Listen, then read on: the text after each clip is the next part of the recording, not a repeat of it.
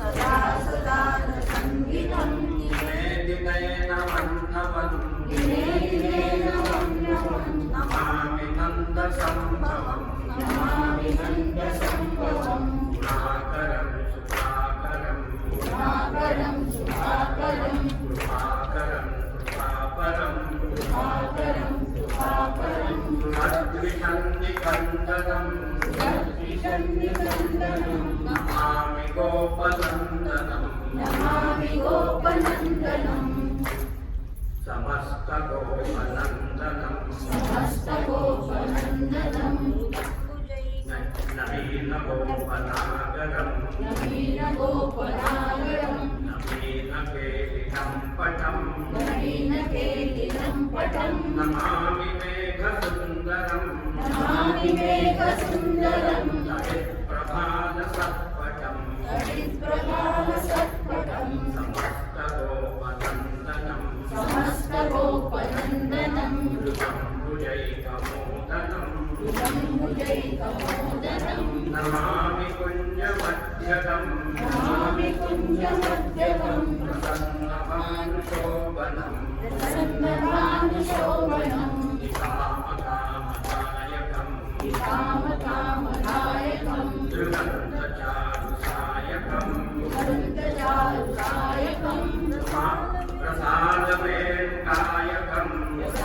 प्रसादवेणुकायकं नमामि कुञ्जनायकं विदग्धगोपिकामनो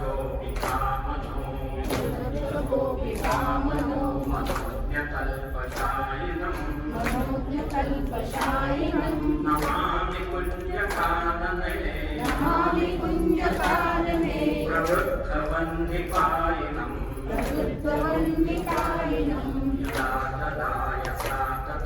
यदा तदा यथा तथा सदैव कृष्ण सत्कथा मया सदैव गीयता कृपा विधीयता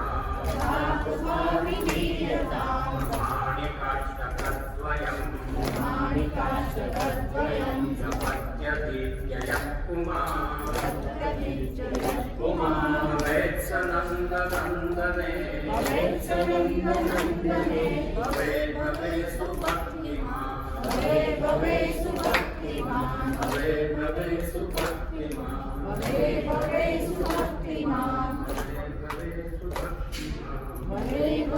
सुभक्तिमान्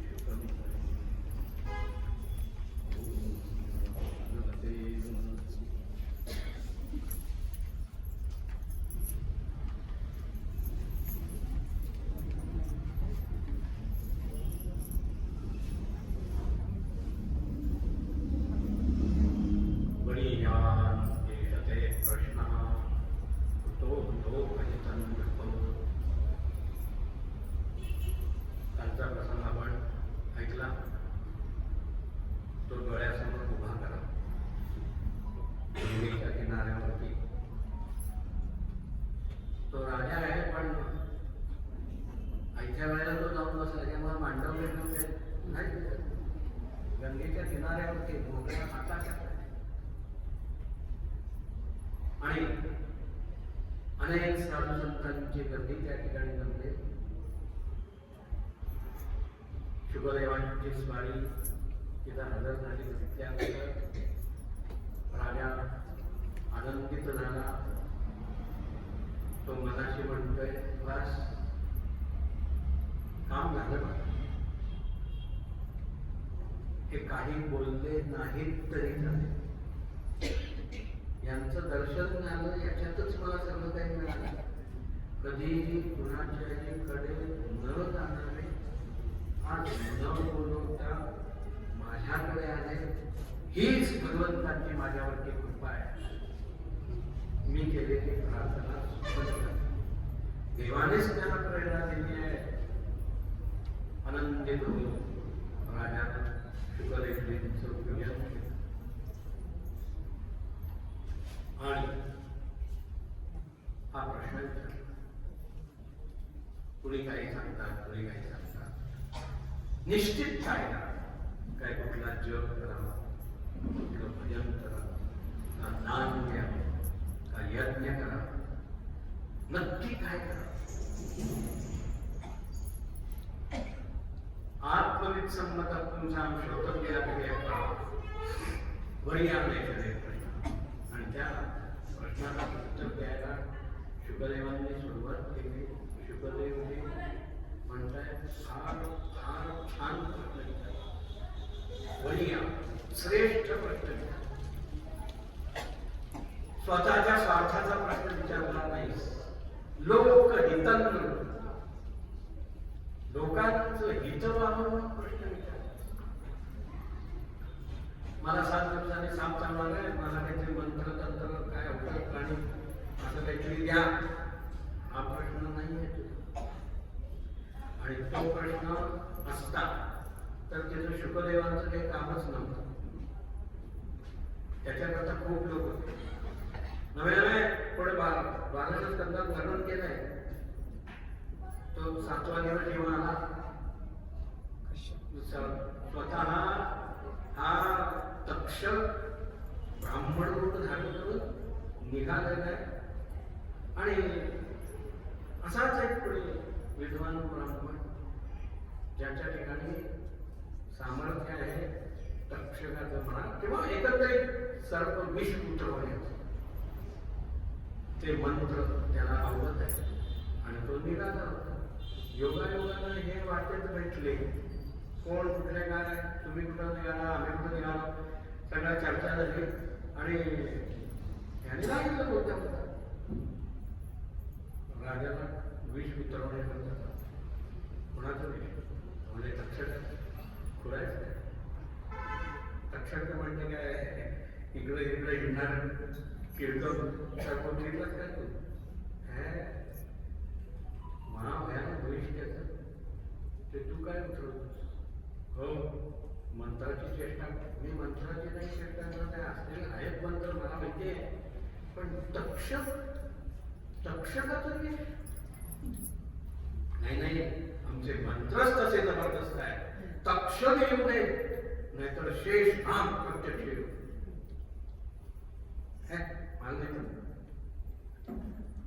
आता काय तो म्हणले, मग आता हे सिद्ध करायला पाहिजे. म्हणले मीच तक्षक आहे बाबू. आणि आम्ही रूप प्रकट केलं. ठीक आहे, या तो म्हणतोय तक्षक, या समोरच्या झाडाला मी दंश करतो, टाक तुझा मंत्र काय ऐकतो. आणि तसं झालं ते हिरवगार असणारं ते झाड काळं ठिक्कर पडलं. झाडचं झाड काळं ठिक्कर. याने तिला आसन मांडी घातली, आचमन केलं, प्राणायाम केला आणि मंत्र जपायला सुरुवात केली. जसा जसा मंत्र याचा जपला जातोय, वाढत जातोय, तसं तसं तो काळेपणा नाहीसा व्हायला लागला. पुन्हा हिरवीगार पालवी झाली हो तुला पुन्हा तिथे. आणि मग मात्र तक्षक म्हणलं शाबासरे आहे तर सांगावं. मग आता तक्षकाची बोली बदलली. तक्षक म्हणते राजाकडे निघाल. होय, मग राजाचं विष उतरवणार. उतरवणार म्हणजे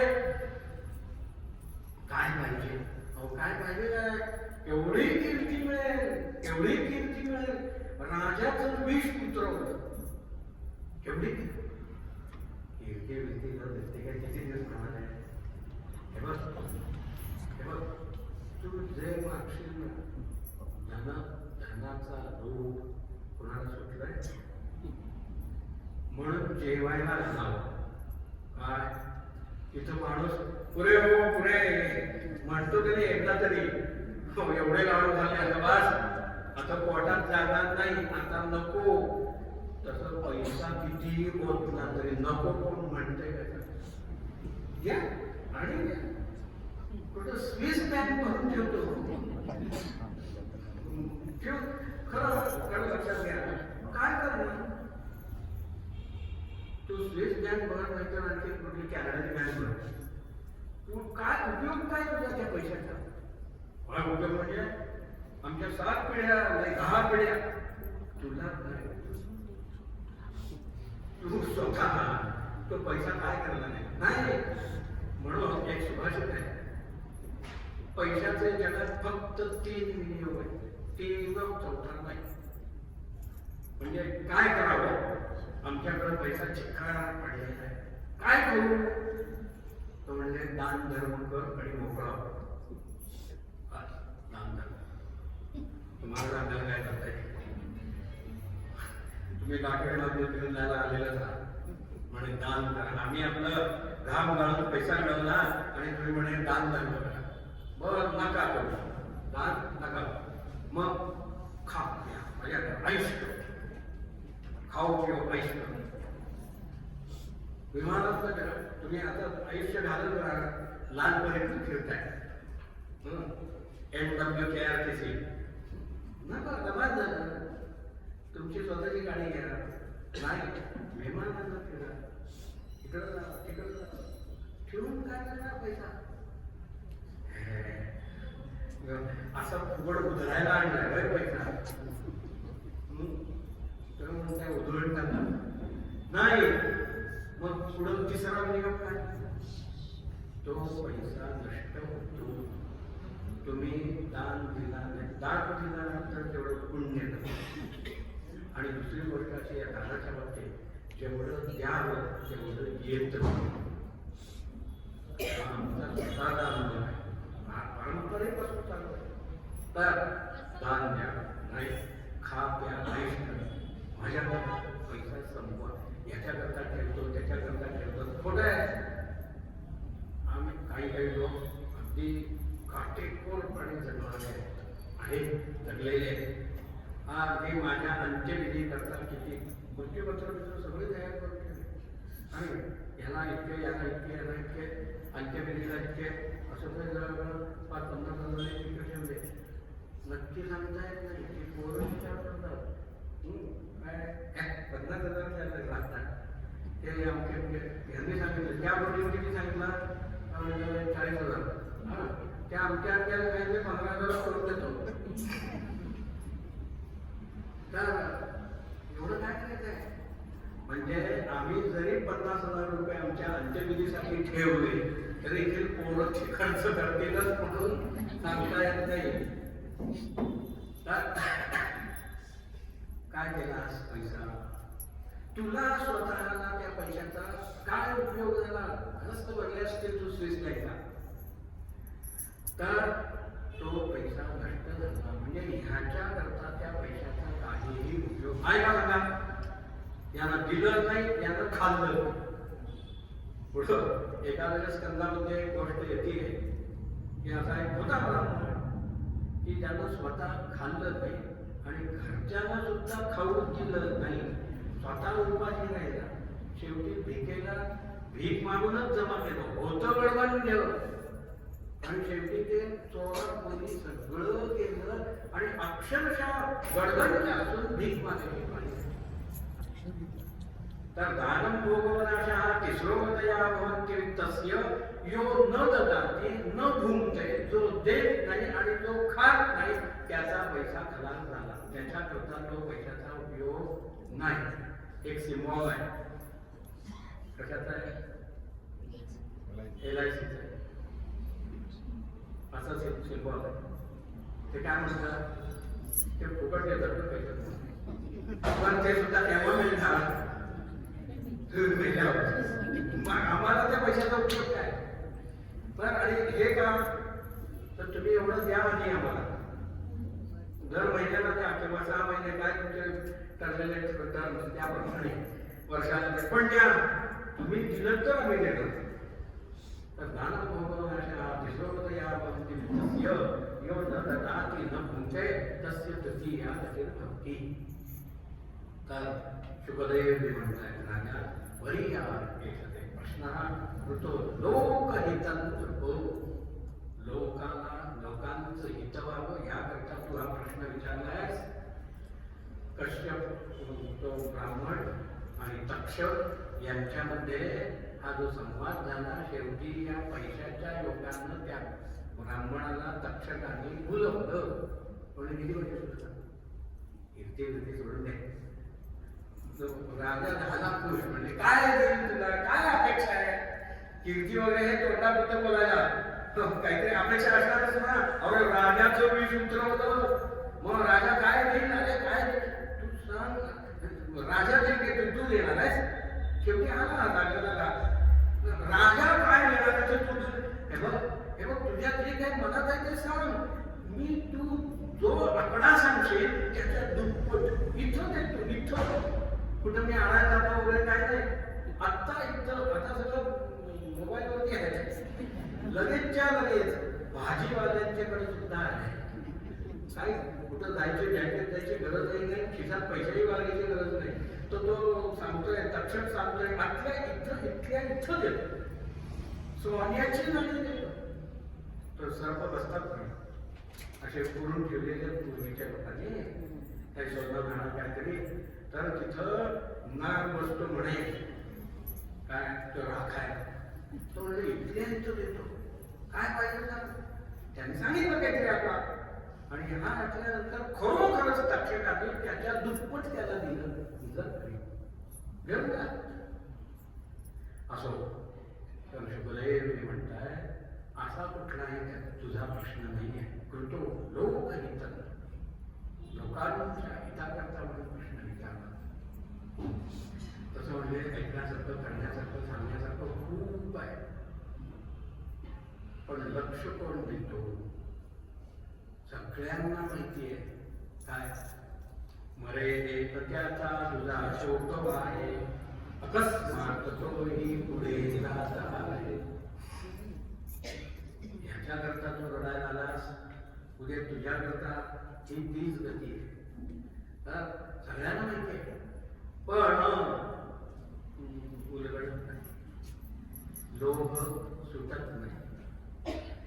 आणि येण्याच्या मागल्या असं तो जीवन जगत जातो. तर सांगण्यासारखं खूप आहे, ऐकण्यासारखं खूप आहे, प्रत्यक्षात करत नाहीत ना कुणी. ह्याच मला म्हटलं दुःख होत आहे. तर राजा तू तसं नाही, तू सगळं सोडून इथं येऊन बसलास. त्यामुळं मी जात नाही, तुला माहिती आहे. त्यामुळं मी इथं बसलो तुझ्याकडे आलो. तर हे भगवंतांनी मला प्रेरणा दिली. सगळं सोडून इथे येऊन बसलायस, मला ते जास्त आवडतं. आणि लोकहिताकरता म्हणून तो प्रश्न विचारतो. श्रोतव्या विषय असताना श्रोतव्यादेवी राजेंद्र संती भोवनी काय थोडं सांगितलं असतं. किती एक पुराण आहे, वेद आहे, शास्त्र आहे, उपनिषद आहे. त्यांनी चित्कार सांगून ठेवलेलं आहे. मुख्य काय लक्षात ठेव, हे बघ हे जीवन जे आहे ना, हे जीवन इतकी वर्ष हा जन्म याच्यावरती अवलंबून नाही. मग वर्षावरती मोजलेलं नाही. मग कशावरती मोजले? तर म्हणजे श्वासावरती मोजले. तर काय करायचं? श्वास प्राणायाम त्याच्यात आहे. श्वासावरती मोजले. मग नुसता श्वास नाही, तर तो ध्यान करताना म्हणा किंवा श्वास घेताना त्याच्या जोडीनं प्रतिश्वास, सविश्वास, राम भज दिने दिने. को विश्वास पुनश्वास आगमिष्यति वा न वा. प्रत्येक श्वासाला विश्वासपूर्वक नामस्मरण करा. का पुढचा श्वास आम्ही घेऊ का नाही याची काही शाश्वती आहे का कोणाला?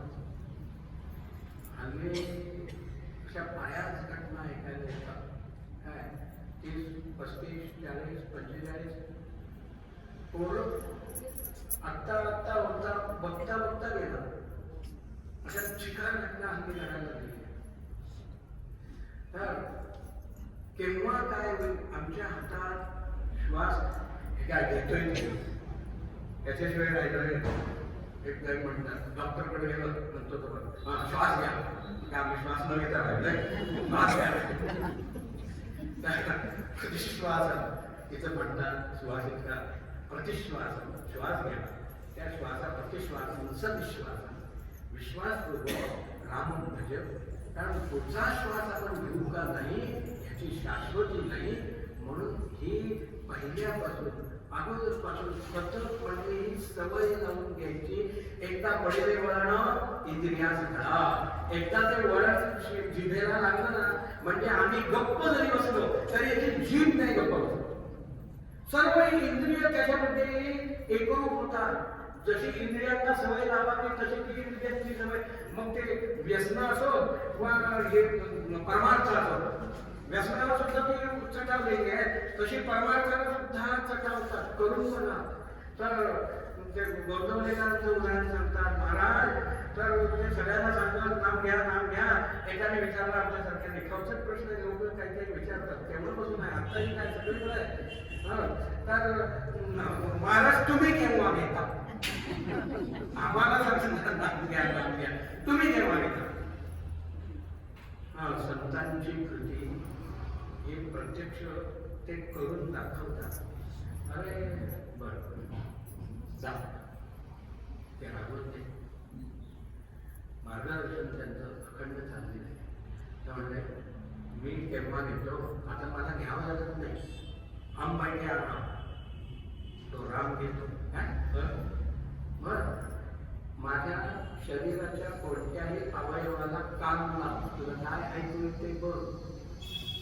रोमनामधून तो रामनामाचा ध्वनी महाराजांच्या शरीरातून येतोय हे त्यांनी दाखवून दिलं. तर ते खूप खूप इच्छा होती पंढरपूरला जावं, वारीला जावं आणि त्या पांडुरंगाचं एकदा तरी याच देवी या सगळं दर्शन घ्यावं. पण घरात सासू मोठी जबरदस्त आहे. घड्या सोडायला तयार नाही.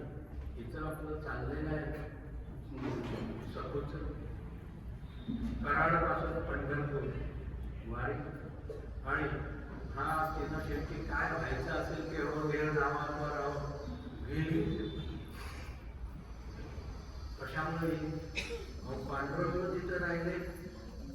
तिथं जोडाव भांडी काय काय सगळं ते घरचं केर वाऱ्यांपासून सगळं करताय.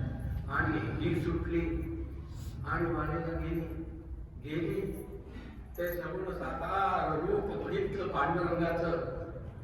हजारो वर्षांच्या पासून लोक येत आहेत, दिवस येत आहेत. बस आणखी काय पाहिजे?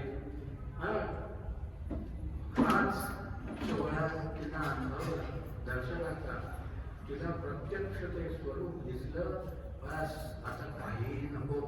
आणि तिनं ते डोकं ठेवलं पांडुरंगाच्या चरणावरती आणि गेलो सगळं गेलं.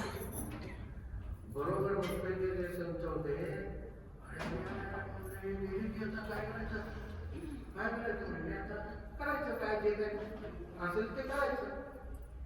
मस्त पैकी फुलांचं विमान सजवलं आणि तिला घेऊन गेले चंद्रभागेच्या काठावरती. सगळे आमचे संस्कार केले आणि सगळं गेले वैकुंठाला. इकडं रुक्मिणी म्हणते पांडुरंग नाही आहे. तिला माहिती ते कळलं इथं नाही आहे. ही मूर्तीच आहे नुसती, स्वारी इथं नाही आहे. म्हणून रुक्मिणीनं गरुडाला विचारलं अरे म्हणले स्वारी कुठे आहे सध्या? तो म्हणले मुक्काम पोस्ट कराड प्रीती संगमाच्या काठावर. तो एक असे क्वचित संगम असतात. समोरासमोर आले कोयना आणि कृष्णा माझ्या समोरासमोर आले. तिकडनं उत्तरेकडून दक्षिणेला तोंड करून कृष्णा येते आणि ही कोयना पश्चिमेला जाणारी कराडच्या जवळ अशी उत्तरेला वळते आणि दोन्ही अशा एका समोरासमोर आलेले आहेत. आणि मग ही पुढे तर प्रीती समोर कराड तिथं विषय म्हणजे तिथं काय करताय ते म्हणजे ते स्वतः आलेले नाही. मग आणि ते पुढं ते तिथं राहिले. मग सगळं तिथे सासू ते जबरदस्त नाही हो कशा शेवटी तिला तिचा त्रास कमी व्हावा आणि तिला वारी घडावी म्हणून भगवान तिथं जाऊन राहिले. घेऊन गेले घेऊन ये ते म्हणजे सखून तिथं गेली की पांडुरंग येणार म्हणजे सखूला पोचव. सखू पोचली वैकुंठ. मग परवा जो गदारोळ ऐकला तुम्ही तो काय हो गेली काय भाग्यवान काय पुण्यवान भाग्यवान पुण्यवान आम्ही गेलो होतो यात्रेला बद्रीनारायणमध्ये केदारनाथ हे मथुरा गया वृंदावन आमच्या बरोबर एक वृद्ध बाई होत्या आणि त्या वृंदावनात तिथले लोक म्हणायला लागले काय बाई भाग्यवान कुठं बेळगाव कुठं वृंदावन हो इथे येऊन कृष्णरूप झाले हो सोनं झालं तिचं सोनं झालं आमचं काय झालं ते निष्करायला नको. बरं त्यावेळेला मोबाईल नव्हते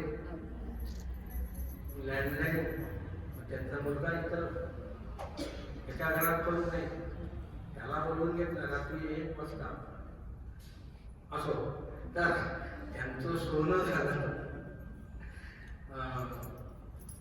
सखू संपली. मग आता पुढं काय करायचं तेव्हा परवा गदारोळ झाला तो केवढी भाग्यवान तीच होय. मग आता काय करायचं मी इथे करते मी तिला जिवंत करते. जिवंत कसे करते जाळ टाकतील का सगळे अंत्यसंस्कार झाले अस्थि घेऊन ये तिच्या काय आणि काय झालं अहो ते चंद्रभागेत सोडल्या 4 दिवस झाले या गोष्टीला. तुम्ही आज विचारताय तेव्हाच्या तेव्हा म्हटलं असतं तर केलं असतं. आता ते अस्थि सुद्धा बुडवल्या असं चंद्रभागेत बुडवल्या हो. मग आता असं कर चंद्रभागेतल्या अस्थि काढून मी जिवंत करते. रोज इथे येऊन लोक अस्थि सोडतात तिथल्या सखूच्या अस्थि कशा सोपं आहे. अस्थि एवढ्या असतील तेवढ्या गोळा कर बाहेर काढ आणि एक अस्थि कानाला लाव. ज्या अस्थींमधून विठ्ठल विठ्ठल विठ्ठल विठ्ठल ती अस्थि सखूची असं बाजूला काढ आणि मला हात मार मी येते सखूला पाठवते नाहीतर हे आता तिथंच राहायचे ते काय त्यांना सोडवायला पाहिजे तर सखूला सोडवायला पाहिजे. अहो पण ती वैकुंठात जाऊ देत रे आपण पुन्हा नेऊ की तिला वैकुंठात पण आज पांडव तर असं आहे ते रोमामध्ये भित्त याची ती प्रचिती आहे सखूची प्रचिती आहे. सखूचा काळ आम्ही काय बघितलेलं नाही आणि मग गोंदवलेकरांचं हे 100 वर्ष झाले नृत्य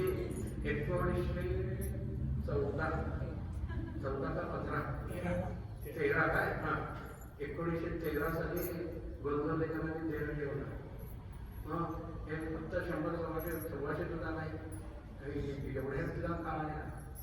पण ही संतांनी प्रचिती दाखवलेली ते भिन्न म्हणजे असं एक खरोखरच देहाचं सोडून भगवत स्वरूप होत होतं. सुखदेवजी सांगताय राजा हा उत्तम मार्ग आहे. असं हे ज्यानं केलं ना तो शिवरूप झाला तो कृष्णरूप झाला. जे काही आपलं दैवत असेल राजा घाबरला भवाच्या भये काय भीतो सदंडी धीरे मना धीर धागा स्मशांती. घाबरलो नाही. ही पाळी अशी येते तेव्हा काय करावं याच्याकरताच मी इथे घाबरलो नाही. घाबरला नाही. मुख्य काय भीती प्रत्येकाला. आम्ही मस्त म्हणतो बिघडू घाबरतो पण प्रसंगाला दुसऱ्याला सांगायला चांगलं आहे सोपं आहे पण स्वतःवरती प्रसंग आल्यानंतर फार अवघड. तर मृत्यूची भीती दूर करण्याकरता भागवत सांगितलेलं आहे. शुभदेवजी म्हणतात घाबरलास घाबरून हा हे हे हे मरण हे प्रत्येक जीवाला आहे, भीती प्रत्येक जीवाला आहे. आहार निद्रा भयमैथुनंच सामान्यमेतत् पशुभिर्नराणां धर्मो इत्येषामधिको विशेषः धर्मेण हीना पशुभिः समानः. प्रत्येकाला काय नाही, मुंगी असो माणूस असो हत्ती असो, प्रत्येकाला झोप पाहिजे, प्रत्येकाला भीती आहे. बाकीचे मैथुनाधिक शरीर धर्म आहे हे सगळ्यांना सारखा आहे जीवमात्रांना, पण मनुष्याकरता धर्म हा काही विशिष्ट असा सांगितलेला आहे. जो धर्महीन झाला तो आणि पशु याच्यामध्ये काही फरक नाही. मग आपल्याला पशु व्हायचं आहे का मनुष्यत्व, काल सांगितलं बाबा ते मनुष्यत्व प्राप्त करून घ्यायचं आहे हे ज्याचं त्यांनी ठरवा. तेव्हा पहिली भीती मनातलं काढून टाक. आणि मी सांगतो याप्रमाणे वाघ काय करावं म्हणले, आता नामस्मरण सांगितलं, सुरुवातीला होत नाही, ठीक आहे नको होऊ दे, सवय करून घे, जशी जशी सवय होईल तशी तशी ती जीभ हाणायला लागेल. बरं नुसतं घेऊ नको, त्याच्याबरोबर ध्यान कर. ध्यान म्हणजे कसं कर, इथं शुकदेव सांगतात जिथं जिथं ध्यानाचा विषय आलेला आहे तिथं तिथं तो विस्तारपूर्वक शुकदेवांनी सांगितलेला आहे. कारण ध्यान हा एकच विषय असा आहे की त्या ठिकाणी शरीर मन ही सगळी इंद्रिय ही एकरूप होत असतात, गुंतलेली असतात. तशीच ही गुंतली तरच ते ध्यान, नाहीतर काय ध्यान आहे असं म्हणायची पाळी आहे. तर शरीर गुंतलेलं आहे म्हणजे असंच मानवी अजून एका ठिकाणी स्थिरपणे बसलेलं आहे. जिथं चिंतन होतं त्याला चित्त असं म्हणतात. तर त्या चित्तामध्ये ते ध्यान करायचं आहे. संचिंतये भगवतः शरणारविंदम, तो म्हणजे पायापासून सुरुवात करावी आणि मस्तकापर्यंत एक एक अवयवांचं ध्यान करत करत जावं, एक एक टप्प्यानं जावं. एकदम कुणालाही होत नाही, तुम्हालाही होत नाही, आम्हालाही होत नाही, कुणालाच होत नाही. म्हणून ती हळूहळू सवय करायची आहे. तर पाय घेतले ते कसे आहे, वज्रांचं ध्वजसमोर अत्यंत नाजूक आहेत, सुंदर आहेत. त्या भगवंतांचं स्वरूप सुंदर तर आहे, नाजूकही आहे. आणि दुसरं काय, वेळप्रसंगी ते कठोरही आहे. त्या रामांचं वर्णन केलेलं आहे की जनक राजाच्या त्या मिथिलेमध्ये गुरुजींच्या बरोबर राम लक्ष्मण गेले आणि दुसऱ्या दिवशी सकाळी पूजेला बसले जनक आपले विश्वामित्र. आणि या दोघांना सांगितलं झाले शेजारी बाग आहे, त्या बागेतनं फुलं घेऊन या. आणि हे फुलं आणण्याकरता गेले तर तिचं वर्णन केलंय, राम फुलं तोडताय आणि ते फुलं तोडताना त्यांना घाम आलाय. म्हणजे ते फुलं तोडणं एका मोठ्या श्रमाचं काम आहे का? श्रमाचं काम आहे का? नाही. ते फुलं तोडताना ते श्रम झाले आणि त्यामुळे त्यांना घाम आला. मग ज्यांना फुलं तोडताना घाम येतो ते किती नाजूक असते. पण तेच रावण बाण छुआ नहीं चापा, हारे सागर भूप करेगा सो धनुराज कुंवर कर बाल मराल की मंदर सच सब कौतुक देख निहार. ते सुनयना सीतेची आई राम त्या धनुष्याजवळ येऊन उभे राहिले. हे बघितल्यानंतर तिला धडकी भरली. अरे अरे एवढंच ते नाजूक पोरगं जावई म्हणून असाच जावई पाहिजे. माझ्या सीतेचं नशीब काढलं असं मी म्हणेन. पण हा पोळच एवढा मोठा इथं पडला, काय करू देवा.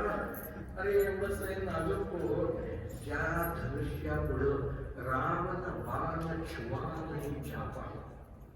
रावण बाणासुरासारखे फजित पावले. ते रावणाचं तर वर्णन करतात, रावण पडला उताना छाती करती बाळा, ते धनुष्य त्याच्या छातीवर काय सोडवा रे सोडवा, मेलो मेलो. त्याला सोडवायची पाहिजे रावणासारखा रावण, बाणासुरासारखा बाणासुर इथं कधीच पाहून गेले ना.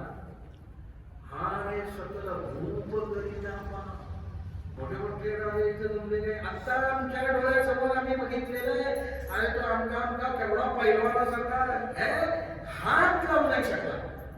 कुणी येत आहेत भक्त आहेत निघून जात आहेत, कुणी हात लावत आहेत नाही नाही जमत नाही, कुणी उचलायचा प्रयत्न करताय. तमकिता तुलसीदासाने ज्या प्रसंगाचं वर्णन केलंय, तमकिता कितकी धनुर्धर म्हणजे अगदी तानात ओढ कणत कुठं उचलायचा प्रयत्न करतायत, पण एक रेस गहूभर ते धनुष्य हलत नाहीये. अशी नवे नवे हे सगळं बघितल्यानंतर काहींनी ठरवलं, काही कुशाळ लोकांनी की बघूया तर बघूया या जनकाने काहीतरी जादू केली असेल, त्याचं काय बाजून ठेवलंय की काय, चला रे चला आपण एकदम सगळेजण जाऊ. आणि प्रत्यक्षात तिचा शब्द दिलाय, संख्या सांगितली 10,000. आता काही काही वेळेला त्याच्यामध्ये अतिशयोक्ती करावी लागते. 10,000 अगदी 10,000 मोठे धनुष्य केवढं मोठं होतं, ते 10,000 उचलून होतं, शंका काढायचं नाही. तर 10,000 आले एकदम मोठे आणि त्या सगळ्यांनी ते पकडलं आणि उचलायचा प्रयत्न केला. 10,000 सुद्धा ते हल्लं नाही, 10,000 हल्लं नाही आणि रामाने थोडं उचललं. काय करताय, काय सांगताय? त्याच्यात गमती गमती कितीतरी आहेत कमी. तर ती भूमी घाबरली, ही भूकन्या आहे ना सीता, ती भूमी घाबरली. ती विचार करते आहे 10,000 धरलंय, समजा उचललं, उचलणार नाही पण समजा उचललं. सगळेच झटिंगण, सगळेच म्हणणार मी होतो म्हणून तर विश्व मोठी मानणार म्हणून म्हणून भूमीनं कट्ट करून ठेव. एवढे 10,000 जावे करायचे काय, एक राम आहे तेवढा पुरेसा राम करतात. आणि मग जेव्हा राम आले त्यावेळेला तिनं हलकं केलं. ती सीता काय, त्यानंतर तिथं असणारे नागरिक काय, बाकीचे सगळे लोक काय म्हणजे भाविक जे होते सगळेच म्हणतायत की आम्ही जे जे काही म्हणून आजपर्यंत पुण्य केलं असेल, गणनायक वरदायक देवा आजवरी केली तव सेवा जय सिया. हे गणपते केला ना उत्सव तुमचा, तर आता हे धनुष्य हलतो करा की जेणेकरून राम ती सीताई घाबरलेली आहे. काय होते कोणाटो, काय होते कोणाटो. आणि कोण असेल सगळेच लोक खंडोबाला कोणी विनंती करतायत, कोणी आणखी काय ज्यांचे ज्यांचे कुलदेव आहेत आजपर्यंत सेवा केली आहे तेवढं कर रे बाबा माझ्या पांडुरंगा. आणि आणि मग ते दृश्यार्थ झालं रामाने सहज. सांगायचं तात्पर्य काय, भगवान कसे आहे, असे दिसायला नाजूक आहे, आनंद रूप आहे, सच्चिदानंद रूप आहे, पण वेळ प्रसंगी असे कठोर आहे, सामर्थ्य प्रचंड आहे, पण ते असं दाखवलेलं नाही. सौंदर्य मदनापेक्षा आहे. मदन काल सांगितलं कंदर्प आदमित राजस सुकुमा मदनाचा पुतळा रवी शशिका लोपलिया. ते कुठले रवी कुठले शशी, त्यांच्या कला त्याच्या ठिकाणी सगळ्या लुप्त होतात. असं ते दिव्य आनंद रूप आहे. तसं ते आपल्या डोळ्यासमोर आणावं, तसं त्याचं चिंतन करावं. तसे ते पाय नाजूक आहे, त्याच्यानंतर ते गोटे गुडघे मांड्या नाभी असं ते क्रमानं व्यंकटेस्तोत्र म्हटलंय का तरी वाचता का, त्याच्यात तो क्रमानं त्या दिलेला आहे. ध्यान सुरुवातीपासून पायापासूनच सुरुवात केली आहे. व्यंकटा भ्रुकुटिया सुनीळा कर्णद्वयांचे अभिनवनीला कुंडलांच्या फालकेका असून सुखसो भान विशाल सुरेख वरती शोभे कस्तुरी. मी एकदम वरती चालू पायापासून वर्णन केलेलं आहे. असं हे सर्व ध्यान डोळ्यासमोर आणावं, एकेका अवयवांचं ध्यान करावं आणि मग पूर्ण मूर्तीचं ध्यान करावं. असं हे जास्तीत जास्त वेळ नाही होत बरेच आहे आमंत्रण कुठं नाही होत. मग त्यालाच धारणा असं म्हटलेलं आहे. मन भयंकर आहे. मन हे ओढाळ गुरु. गुरु म्हणजे जनावर. इथं हा गुरु शब्द जनावराला उद्देशून घातलेला आहे. ओढाळ जनावर असतं ना तसं हे मन आहे. मन हे ओढाळ गुरु.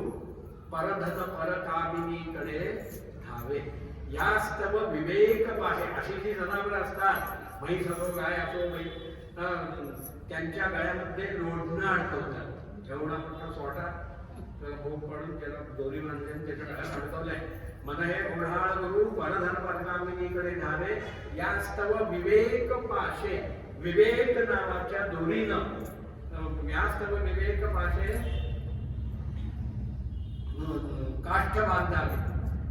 ते काष्ठ त्याच्या गळ्यामध्ये मनाच्या बांधावं. वैराग्य काष्ठ बांधावे.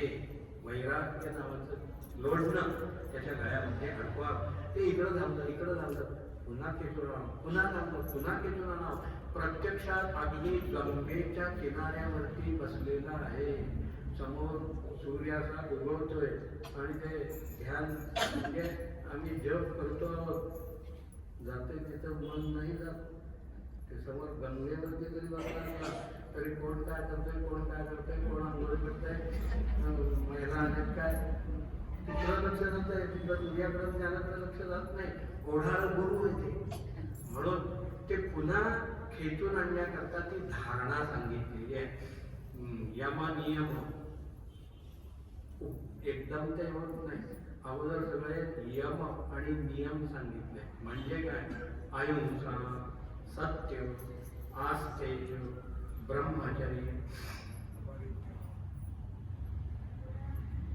एकाने विचारलं,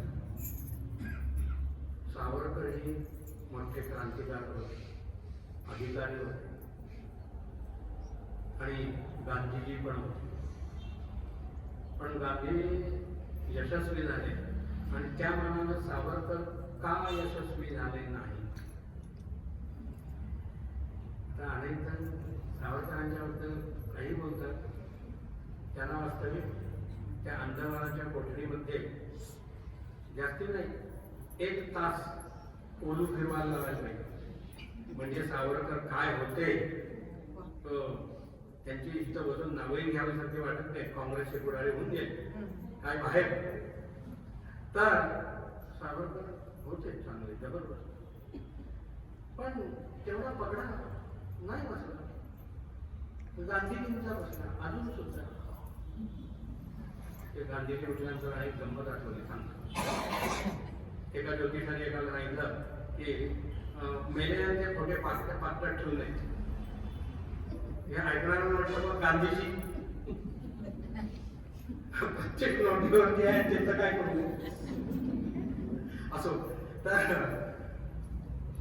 हे अयशस्वी का झाले, ते यशस्वी का झाले? सरळ गांधीजींनी हा आपला जो मूळ धर्म आहे ना हा पकडला. लक्षात ठेवा. सावरकरांना विचारलं तर सावरकर म्हणाले काय गाय हा उपयुक्त पशु. आम्ही गोमाता म्हणतो गायची सेवा.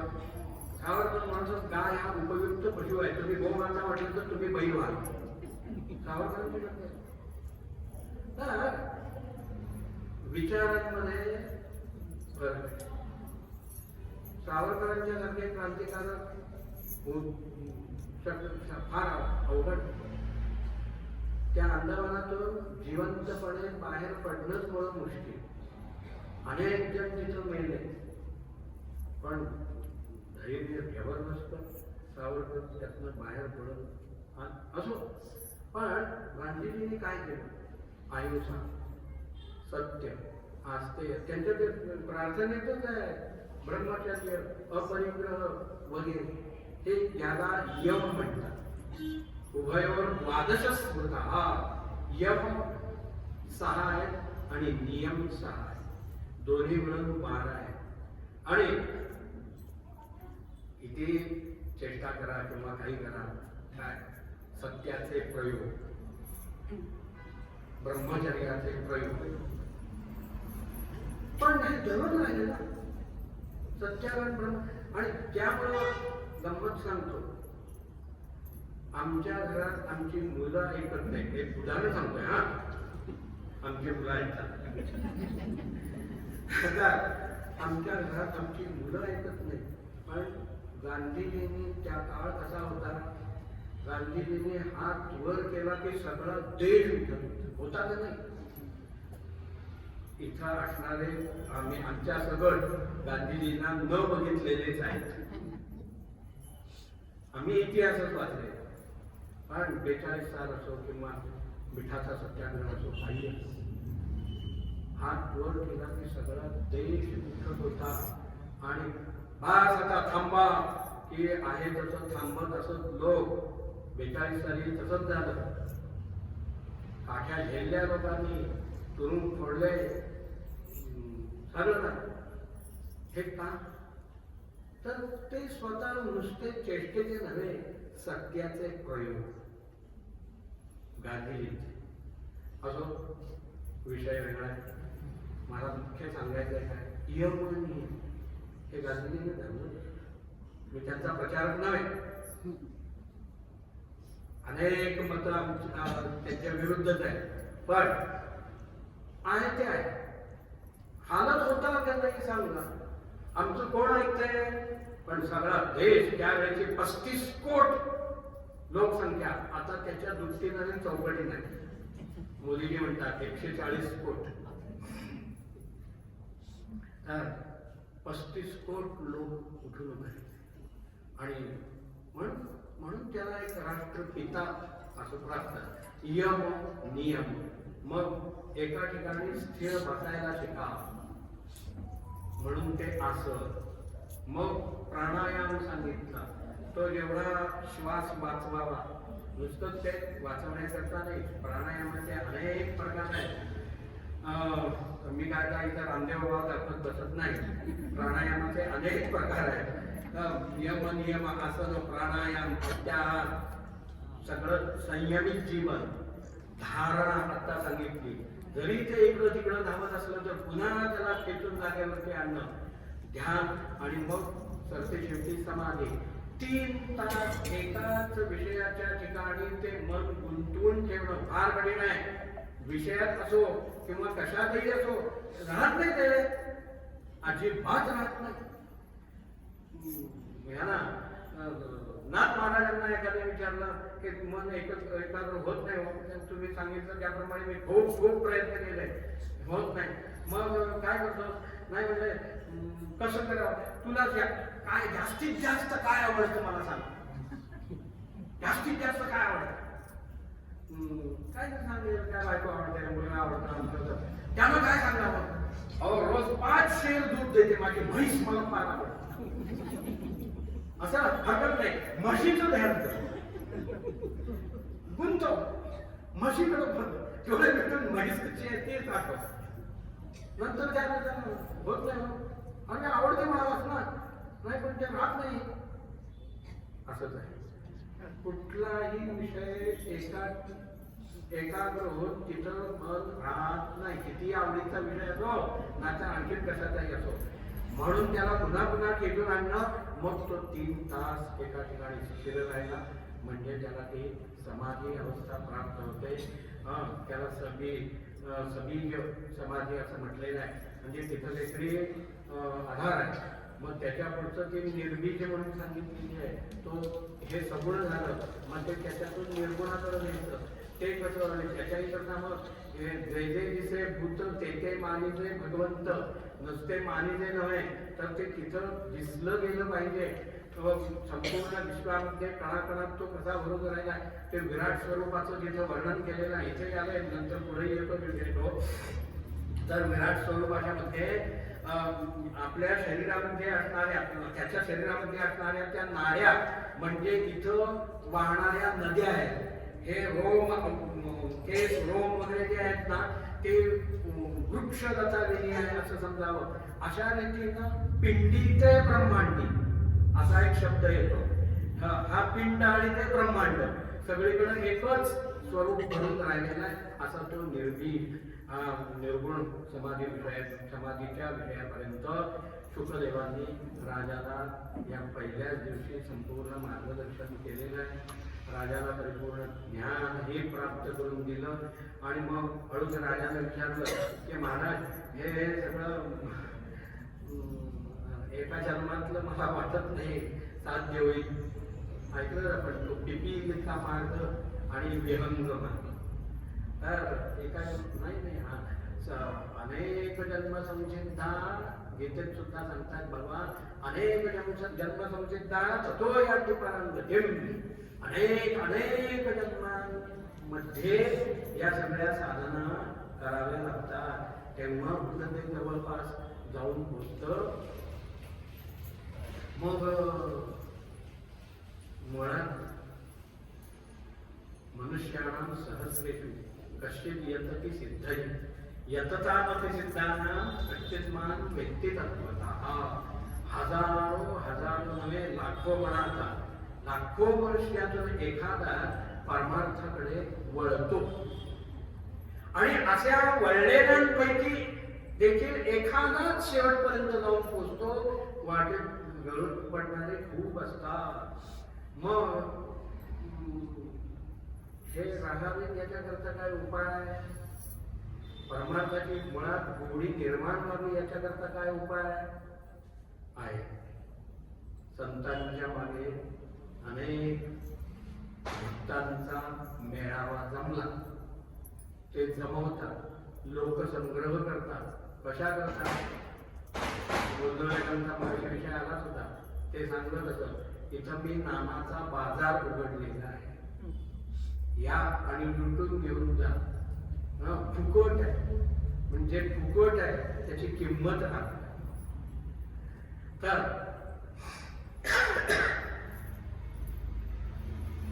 शुकदेव सांगतात राजा अनेक जन्म जरी घ्यावे लागले तरी देखील ती तीव्रता प्रत्येक जन्मामध्ये राहण्याकरता काय केलं जातं, काय करावं, गुरु मार्गदर्शन करतो त्याप्रमाणे वागावं.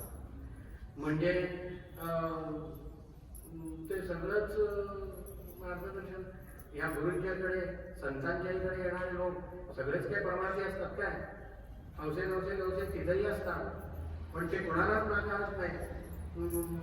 देवाकडे असं झालंय, असं होतंय, बर तुला काय पाहिजे म्हणून अमुक होईल जा, फक्त एवढंच कर, रोज एक माळ कशी हे तो उपाय सांगतात. ती माळ त्याच्या त्या कामाकरता नाहीये, काम ते करून जातात. ही माळ आपल्या परमार्थाकरता आहे. याला म्हणतात मनाचं बोट. आपल्याला ते होत नाही ना, म्हणजे मार्गदर्शन त्यांनी. तसं इथं दुसऱ्या अध्यायामध्ये आपला द्वितीय स्कंदाचा दुसरा अध्याय जो आहे, पहिला अध्याय आतापर्यंत सांगितलं. दुसऱ्या अध्यायामध्ये राजाला ही शंका विचारलेली आहे की आकर्षित होण्याकरता काय आहे? तर म्हणजे हे मनाचं बोट आहे. मला अमुक पाहिजे, इंद्रिय काम असतो एखादा म्हणतोय काय नाही हो, आता सगळं ठीक आहे, पण एकदा म्हातारा झालो, अंतरावर पडायची पाळी आली, तसं मला नको. इंद्रिय माझी शेवटपर्यंत अगदी ठणठणीत असावी, डोळ्यांनी दिसायला चांगलं राहावं, कानांनी ऐकायला यावं. म्हणजे काय ते सगळं आमचं आम्हाला दिसतं ते, नाहीतर टीव्ही बघताना तो काय म्हणाला नाही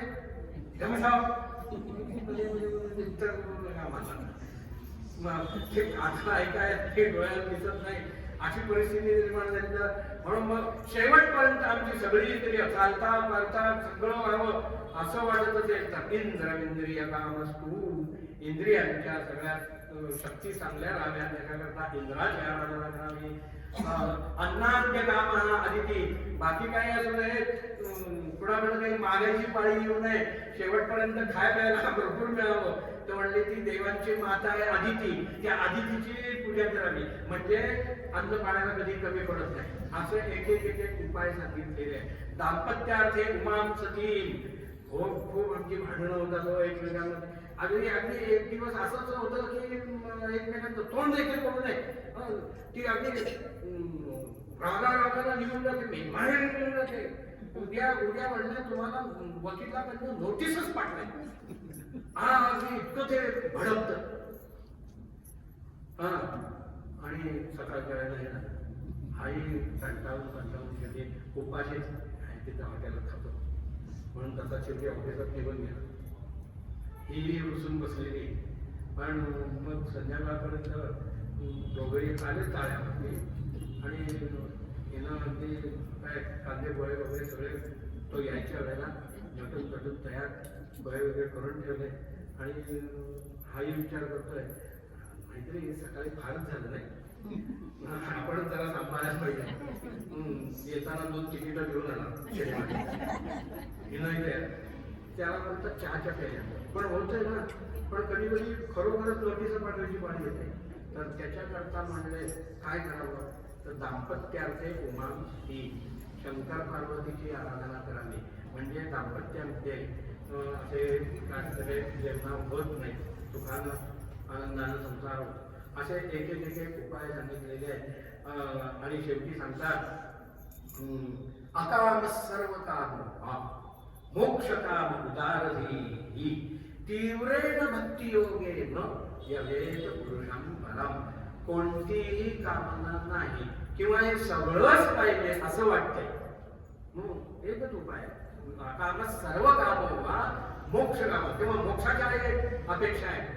उदारधी तो तीव्रेण भक्ती योगेन तीव्र भक्तीच्या योगानं त्या महापुरुषाची आराधना करावी. पुन्हा भक्तीपर्यंत येऊन पोचलं तर योग सांगितला, ज्ञानविषय सांगितला, कर्मकांड सांगितलं आणि मग भक्तीच्या विषयापर्यंत येऊन पोचले. तीव्रेण भक्ती योगेन तीव्र भक्ती म्हणजे कशी काय, तर सर्वस्वी त्याच्यावरतीच आम्ही भार टाकलेला आहे. तोंडानं बोलणं सोपं आहे, सर्वस्वी भार. रामा तुझीच आनंद नाभळे इतरांचे ध्यान, तुझी गुण कीर्ती मी नाजरी ऐकेन छेदून टाके नका. रामा तुझीच आनंद नाभळे इतरांचे ध्यान, माणिक म्हणे ऐशी करुणी प्रतिज्ञा वदत स्वमुखे हनुमान. रामा तुझीच आनंद नाभळे इतरांचे. जे काही दैवत म्हणून आपण पकडलेलं असेल त्याच्या ठिकाणी इतकी जी काही निष्ठा ठेवलेली आहे, काय असेल तर ध्यान त्याचं, नाम त्याचं, काय मी काय जे काही करीन ते त्यालाच अर्पण करीन. जे आम्ही भोग घेऊ ते भोग सुद्धा त्याला अर्पण करू. अगदी नवीन चप्पल जरी आणली तरी देवाला चप्पल देतात, हो देतात. नवीन चप्पल जरी आणली तरी ती त्याला अर्पण नाही. कोकणात एक आहे वेतोबा म्हणून, परोळ्याला काहीतरी आहे देतात त्याला चप्पल. पण ते एवढे मोठे पाय, एवढी मोठी चप्पल तिथे चांगलं ते तयार करून देतात. असो तर जे काही आणू, जे काही भोगू ते त्याला अर्पण. आणखी एक संत काय सांगतात की त्याच्याशी काहीतरी एक विशिष्ट असं नातं जोडावं. म्हणजे त्या नात्याच्या योगानं, जसं अर्जुनाचा तो सखा होता, अर्जुन त्यांना मित्र म्हणतोय. हनुमान इत्यादी काय म्हणतात, मी दास आहे, तो माझा मालक आहे, तो भगवान आहे आणि मी दास. हनुमंतादिकांनी दास्यत्व वृत्ती केली. विभीषण अर्जुन वगैरे ते मित्र झालेले आहेत, मैत्रीचं नातं. आणि त्यामुळं 11व्या अध्यायात इथे अर्जुन रडला. काय म्हणतो अर्जुन, यच्चावहा सार्थम सत्कृतोसी विहार शय्यासन भोजनेसी एकोऽथवाप्यच्युत तत्क्षमस्व क्षामे त्वाम पिते सखे सख्युः प्रियं प्रियाया रसि देवतोढुम् अदृष्टपूर्वं रसितोऽस्मि दृष्ट्वा येन चक्रव्यथितं मनोमे. ते विराट स्वरूप बघितलं अर्जुनानं. अर्जुन व्याकुळ झाला, घाबरला. आणि नंतर अर्जुन म्हणतोय, देवा एवढा मोठा आहेस तू, एवढा मोठा आहेस, एवढा व्यापक आहेस, हा मी मी खरंच तुला ओळखलं नाही कधी. ए काळ्या, ए कृष्ण्या, हे की जरा मित्र वाटेल ते बोलतात. तो संजयाला धृतराष्ट्राने उपप्लवा नगरी पाठवलं होतं, निरोप देऊन. युद्धाची तयारी झालेली होती आणि जा म्हणजे सगळ्यांना निरोप देऊन त्या युधिष्ठिराला सांग, त्या अर्जुनाला सांग, काय कशाला म्हणजे म्हणतात काय. अरे नाहीतरी आता 12 वर्ष 13 वर्ष जन्मात राहायची सुरुवात सवय झालेली आहे. भांडता भावाशी भांडता, गुरुशी भांडता. अरे वगैरे अक्षय निरोप देऊन पाठवलंय. त्याचा परिणाम अर्जुनावरती युधिष्ठिरावरती झालेला आहे त्या निरोपाचा. आमच्या सगळ्यांच्या सगळ्या सोयऱ्यांच्या रक्ताने भिजलेल्या अंतरुणावर झोपणार नाही. नंतर अर्जुन तेच म्हणाला, नंतर युधिष्ठिर तेच म्हणाला, हृदय असो. तर ह्या संजयाला उपकारात सगळ्यांना भेटला. मुख्य अजून भेटायचा आहे हिरो अर्जुन भेटला नाही. कुठे आहे अर्जुन? अर्जुन कुठे आहे? अर्जुन कुठे आहे? तर म्हणजे आमच्या महालात आहे. मग तिकडं संजय गेला. महाभारताचे वर्णन आहे. आता मी सांगतो, लक्षात ऐका काय वर्णन केलंय. तर तिथं एक मोठाच्या मोठा पलंग आहे आणि त्या पलंगावरती सुभद्रा, कृष्ण आणि अर्जुन तिघही लोळत आहेत. एकमेकांच्या अंगावरती पाय टाकतायत. खेळीमेळीतनं मस्त मजे चाललेले आहे आणि तिथं हा गेला. हे महाभारतात वर्णन आहे. यानं ते दृश्य बघितलं, फार गंमत आहे. हा कसे लोळून पडले. तर अर्जुनाला ते आठवते. एकमेकांच्या अंगावर पाय टाकले. कसं वाटतंय की मी अर्जुना कृष्णाला बोललोय. याच्या वाराचा अर्थ म्हणजे विहार शय्यासन भोजने तू. विहार खेळताना, हिंडताना, फिरताना शय्या म्हणून या अंतरुणात मला पलंग. भोजने तू, खाता पिताना सदैव सदैव मी तुला नाही ओळखू शकलो. एक काय बसके कापायचे काय मध्ये मध्ये पिटपीट लागले. मी आणि सुभद्रा बोलतोय नाही का, तुझी बहीण मस्त बहीण असेल ती. आता ती माझी बायको आहे. वाटतं की आम्ही भांडलो एकमेकांची, गायत गळे घातले. कृष्ण एवढं तुझं जाणून, एवढा तू मोठा, क्षमा कर. पुत्रस्य सखे सख्यो प्रिया प्रियाया रसिदेव सोडून अदृष्ट करून रसितो भयेन चक्रम्य. मला खरंच माहिती नव्हतं. आवडणारे रूप मला नको. तेनैव रूपेण चतुर्भुजेन सहस्रबाहो भव विश्वभूते. हे चतुर्भुज तुझं दाखव भगवान. हे भगवता भक्ती म्हणजे काय, सख्यत्व म्हणजे काय. दोघे भगवंतांनी आता हा मित्र म्हणून आलाय म्हटल्यानंतर आपलं सामर्थ्य तिथं दाखवलेलं नाही आहे. मित्र तर मित्र, ठीक आहे मी मित्र. शत्रू, हो ठीक आहे शत्रू तर शत्रू. शिशुपाल शत्रू, कंस शत्रू. आणि ते शत्रुत्व धारण करून उद्धरून गेले. येईल पण 7व्या स्कंदात शत्रुत्व धारण करून उद्धरून गेले. तर संत म्हणतात काहीतरी नातं जोडलं. त्या मेरेनं काय नातं जोडलं. मेरे तो गेली तर गोपाळ दुसरा नाही कोणी. तिनं पतीचं गोपींनी त्याला सर्वस्वच मानलेलं आहे. गोपींना त्याच्याशिवाय दुसरं काहीच नको आहे. तर असं नातं तीव्रेण भक्ती योगे. बाप लहान पोराला खेळवतो, हातात खेळवतो, नाचवतो, उडवतो. उडवलं की नाही, मग उडवतो ते पोरग घाबरत आहे. उडवलं तर पोरग ते खिदळत आहे. कारण त्याला खात्री आहे हा बाप आहे सगळा, हा काय मला खाली पाडणार नाही. आणि त्यातनं जर पोरग खाली पडलं तर चूक कोणाची, त्या पोराची. लोक तुला अक्कल नव्हती, ते पोर आहे उडवायचं घ्यायला येत नाही तर उडवलंच कशाला. हा ते पोरग बापावरती पूर्णपणे त्यावेळेला विसंबून आहे, त्याला पूर्ण खात्री आहे की मी पडणार नाही. तसं संपूर्णपणे विसंबून जो राहिला ती तीव्र भक्ती अनन्याश्चिंतयन्तो ये जना परिपासते तेषांच्या विकाना योगक्षेमं महाम्यं. आम्ही योगक्षेमं महाम्यं एवढंच बघितलं. आमचं काय योगक्षेम तो चालवत आहे, म्हणून केव्हा चालवत आहे तिथं तेव्हा ते अनन्य व्हावं. अनन्य म्हणजे काय, न अन्य हा अनन्य. म्हणून आता ते पण सांगितलं, रामा तुझीचा आजूबाजूला आवड विचारायचं ना, तुझ्याशिवाय मला जगात तुझं काहीही माहित नाही. असं ज्या वेळेला अशी तीव्र भक्ती ज्या वेळेला होते त्यावेळेला तुम्ही आणि तो याच्यामध्ये काही फरकच राहत नाही. शिवमानस पूजेमध्ये शेवटचा श्लोक आहे, आत्मा तो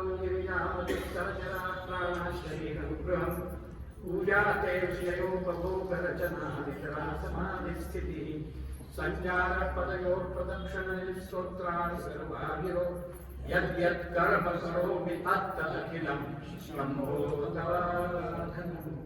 आत्मा त्वं विनियामति सहचराः प्राणाः आणि शरीरं गृहं. हे शरीर म्हणजे शरीर पूजा ते विषयोपभोग रचना.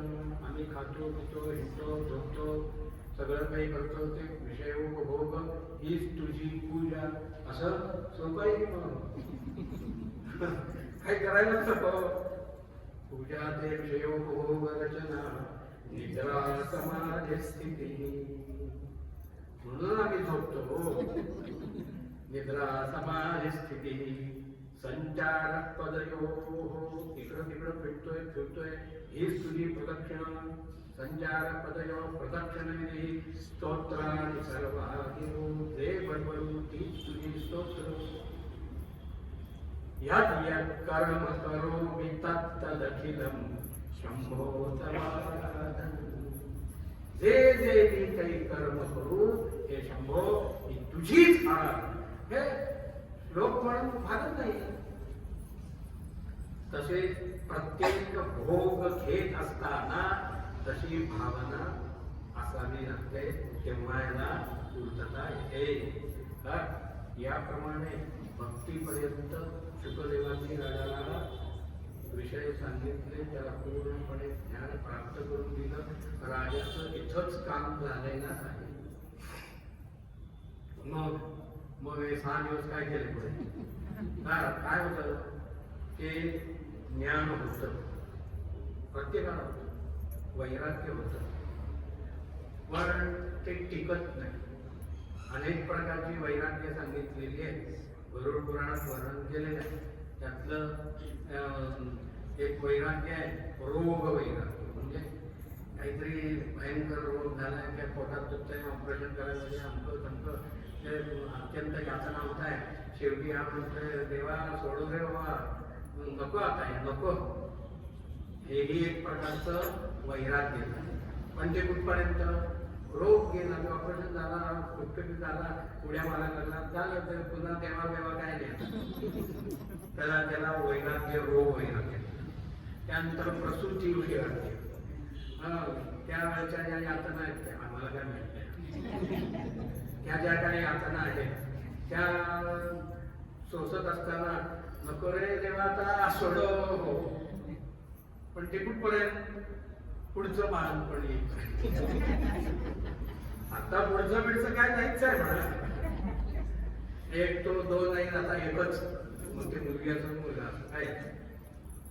आणि त्यामुळं पंचायत होणार आहे पुढं.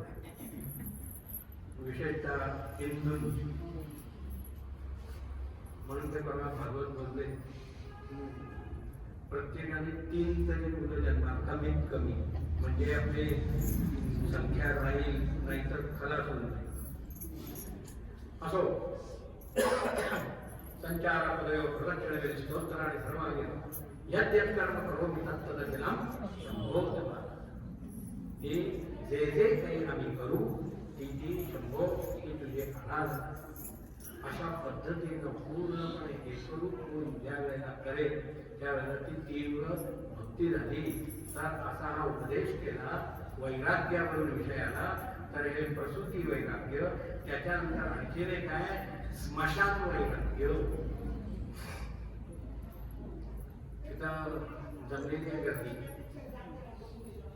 अनेक जण जमले आणि तिथं ते एकमेकांमध्ये जे काही गप्पा मारतात ना, त्या गप्पा त्यांच्या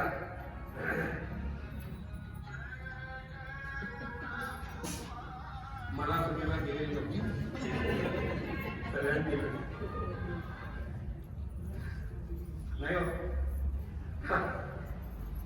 तर तिथं जमल्यानंतर काय काय गोष्टी बोलतात लोक माहिती हो. आम्ही मगाशी एकत्र बसलो होतो आणि वहिनी म्हणाला, अहो एवढ्या बाबी बसलात तर चहा पिऊन जावा, आमची चहाची वेळ झालेलीच आहे. म्हणून बरं म्हणलं, उठलेलं मी परत बसलो.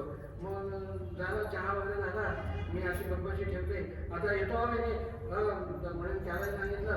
आणि निघतो दोन पावलं, इतक्यात मागं काहीतरी आवाज आला. म्हणून मागाकडून उठतो, त्याच्या हातातनं कपशी पडली होती आणि हा असाच पडलाय. तर अरे काय झालं काय झालं म्हणून मी सावरायला गेलो. कसलं संपलं होतं, संपलं होतं. डॉक्टर बोलून सांगितलं ते नाही, काही नाही राहील. काय मग काय म्हणून काही सांगतात नाही हो. आम्हाला काहीतरी करायला पाहिजे. तर भागवत ऐकलं होतं बरोबर, काहीतरी नामस्मरण वगैरे करावं लागतं. ते करूया आम्ही, आमचे उद्यापासून आम्ही पण करणार. कुठपर्यंत घरी येतो. तो तिथला घरी आला, अरे तुम्हाला पण कापून ठेवलं नाही, तर काय गाडवाणी काय बोलत नाही, एवढे कळत नाही. झाली सर्व नाही. हल्ली हल्ली कोणी आंघोळी सुद्धा करतात का नाही माहित नाही आम्हाला. सगळंच चांगलं नाही. पण सुटकाच्या घरात जातात हल्ली, या या बसा. आता तुम्ही पुरुषातलेले विचारायचे हो, 2 पिढ्या मागे गेलाय, आमच्या या वयात असलं तरी असं कोणी म्हणतात.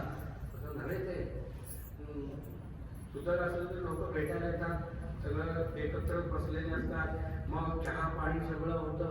कोणी नाही दिलं तर आम्हाला चहा पण विचारतोय, आम्ही भेटायला एवढं तिथे चहा प्यायला असतं बा. तुझं काय झालं, तुझं शेवायचंही नाही, खाय प्यायचं तर नाहीच नाही. म्हणून नाही ते या या शेकाय बसा, सगळं तो अलग जो कोणी आहे तो असं हे सगळं चालतं. हातपाय धुणे तर राहिलं, अंघोळ राहिली, हातपाय सुद्धा धुतात कधी पण असो. तर याला म्हणतात स्मशान वैराग्य. त्यानंतर गर्भातलंही वैराग्य काल सांगितलं. तिथेही तो भगवंताची प्रार्थना करतोय, तो बाहेर पडला की तिथंही काही विसरलं. तर असं आहे, ज्ञान होतं, वैराग्य होतं, परंतु ते टिकत नाही. ते टिकवण्याकरता गुंतवून ठेवावं लागतं. म्हणून हे दिलेलं ज्ञान टिकवण्याकरता शुकदेवांनी त्याला भगवान अवतार कथा, उत्पत्ती, सृष्टीच्या उत्पत्तीपासून सर्व हे पुढच्या ह्याच्यामध्ये ऐकवलेलं आहे. तर शुकदेव ह्या चौथ्या अध्यायामध्ये, द्वितीय स्कंदाच्या चौथ्या अध्यायामध्ये मंगलाचरण करतात. काल आपण मंगलाचरण केव्हा कुठं कसं केलं जातं ते ऐकलं, सुरुवातीलाच पाहिजे. आता पहिलं मंगलाचरण झालं व्यासांचं. व्यास आणि आम्ही वाचक श्रोते कोणी आहे हे पहिलं मंगल. दुसरं मंगलाचरण झालं सूत आणि शौनकादी ऋषी. शौनकादी प्रश्न विचारले, सूतांनी मंगलाचरण करून सुरुवात केलेली आहे.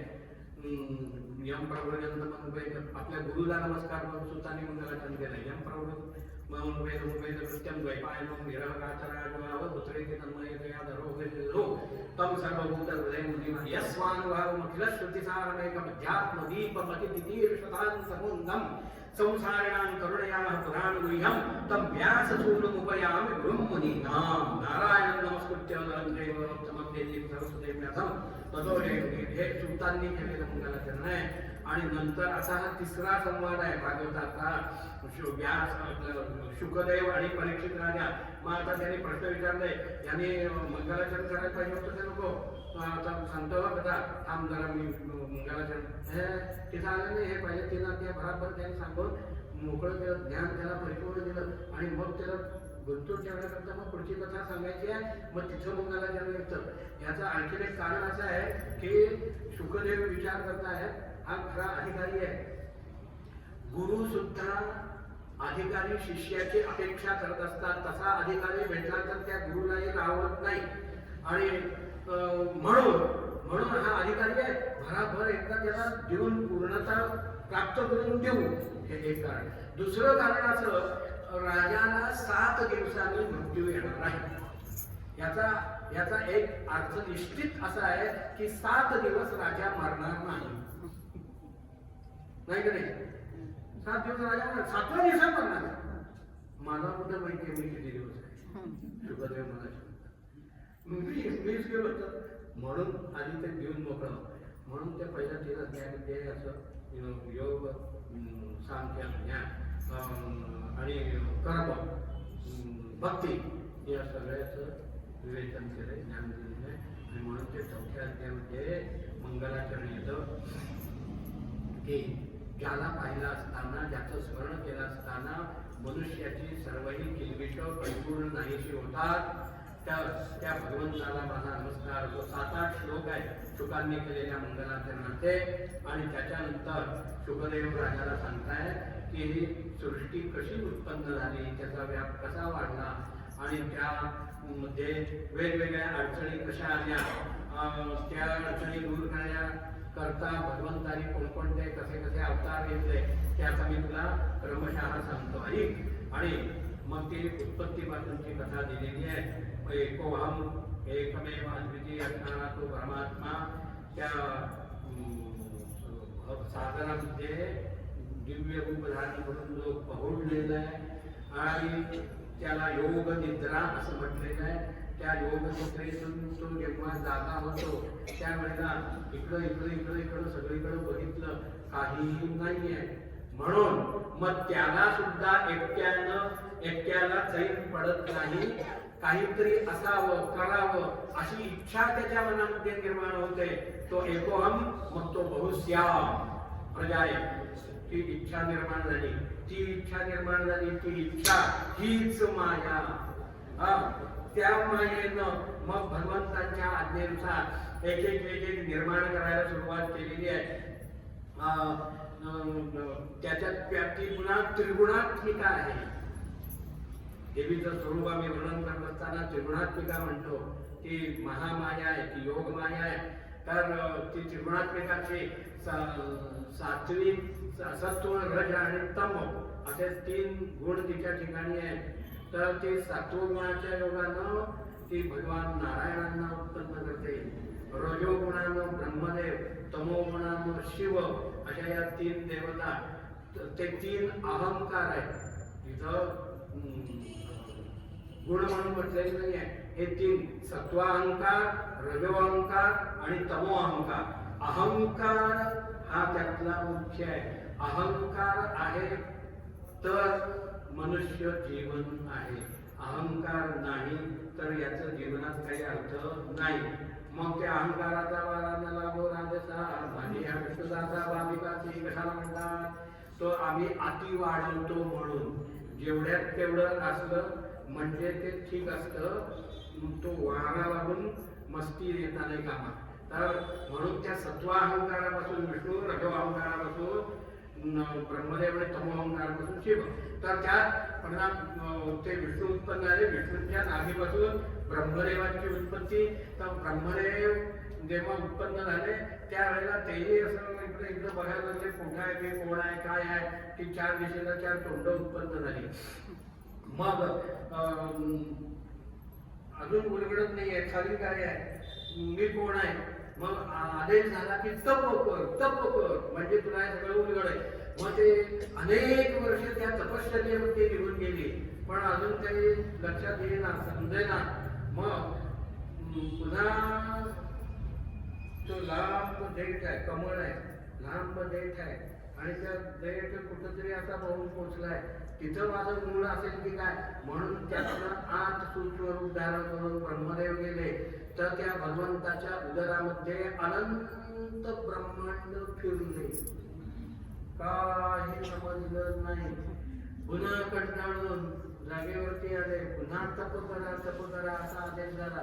ती तपश्चर्यानंतर फलद्रूप झाली आणि भगवान ब्रह्मदेवाला ज्ञानोपदेश करतात. ते 4 श्लोक ते द्वितीय स्कंदामध्ये आलेले आहेत. 9व्या अध्यायात या मला यथा भाव यद्रूप मनोकर्मगा अहमेवासमेवाग्रे नान्यद्यं सततं परं पश्चादहं यदेतच्च योगशिष्येन तोऽस्म्यहं हृदयसंयत् प्रतीयेत न प्रतीयेत चात्मनि तद्विद्यारात्मनो माया यथा भासो यथा तमः.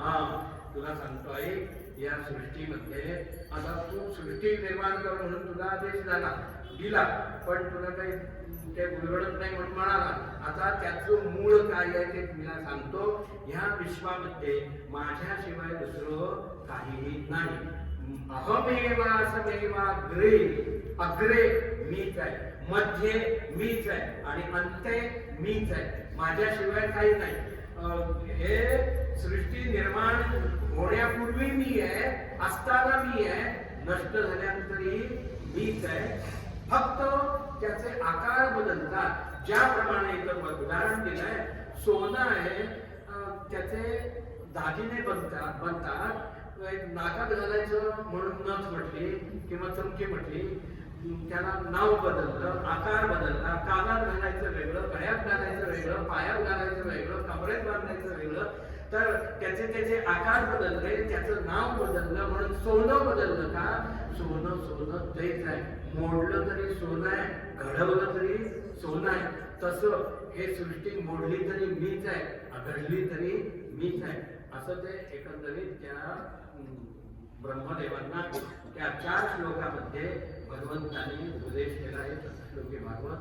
त्या ब्रह्मदेवांना परिपूर्ण ज्ञानाची प्राप्ती झाली आणि त्या ज्ञानाच्या जोरावरती पूर्वम अकल्पयत, पूर्व कल्पामध्ये जसे हे कल्प हे अखंड चाललेलं आहे.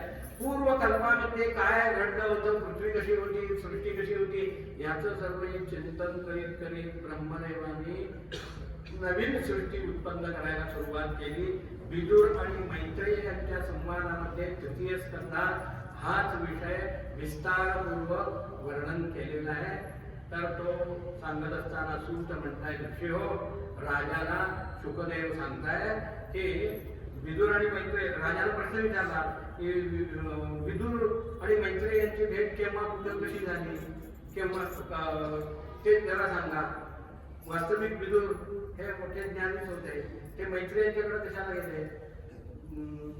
सांगतो.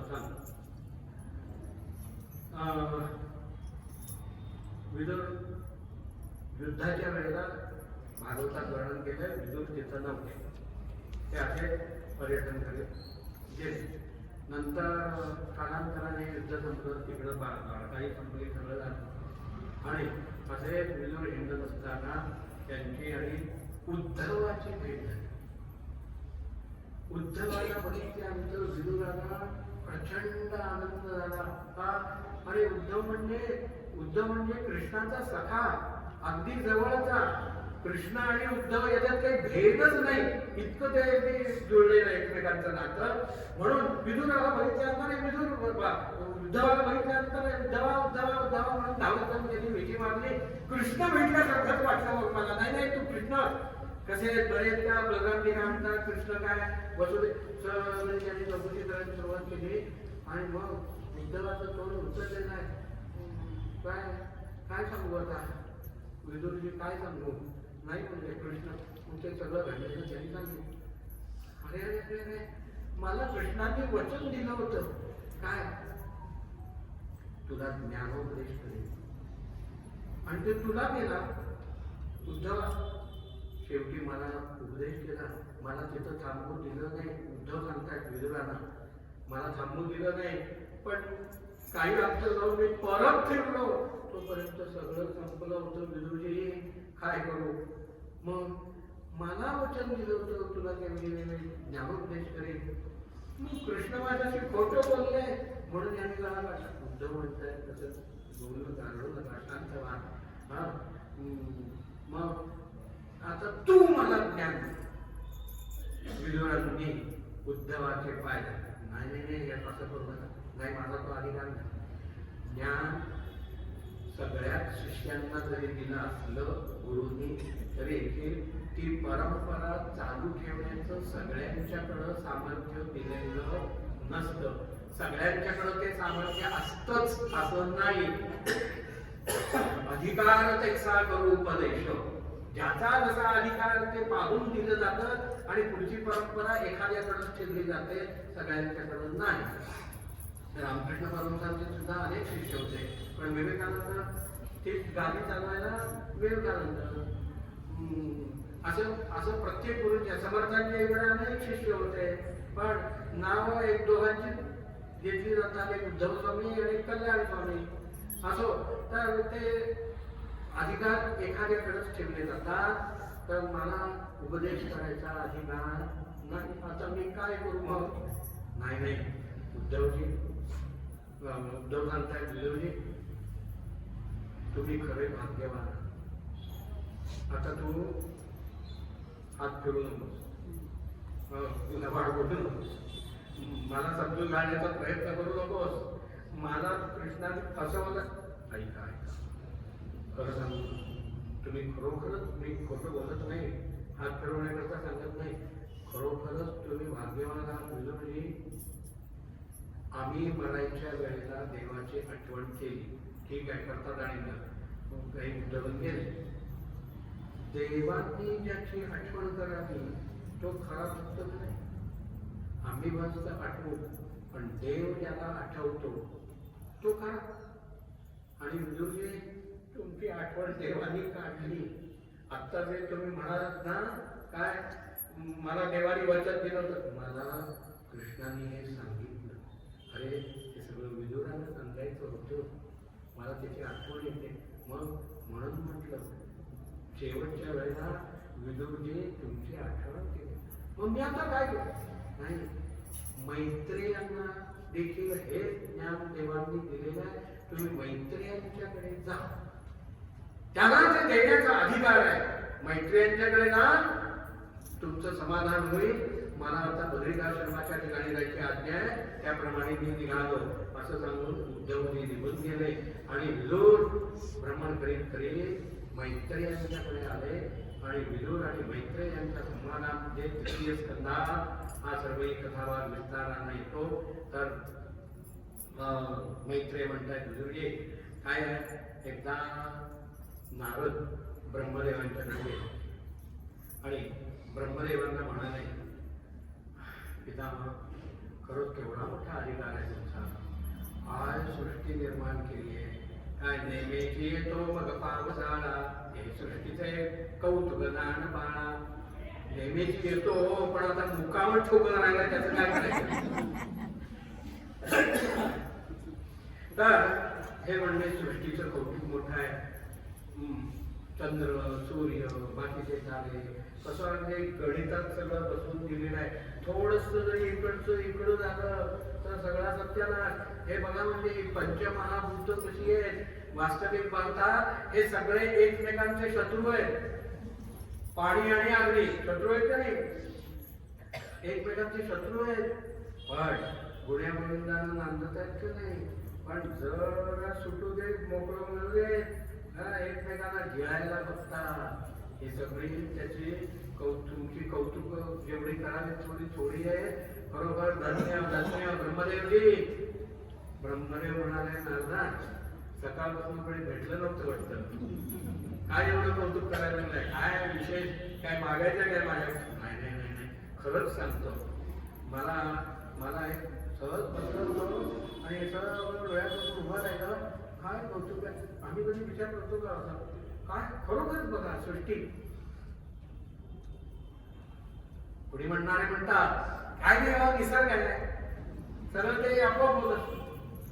या जगात आपोआप काहीही होत नाही. प्रत्येक कार्याला कारण आहे, कारणाशिवाय कार्य होत नाही. विज्ञान काही सांगू तर मग नारद म्हणाले, खरोखरच मला कौतुकास्पद वाटतंय.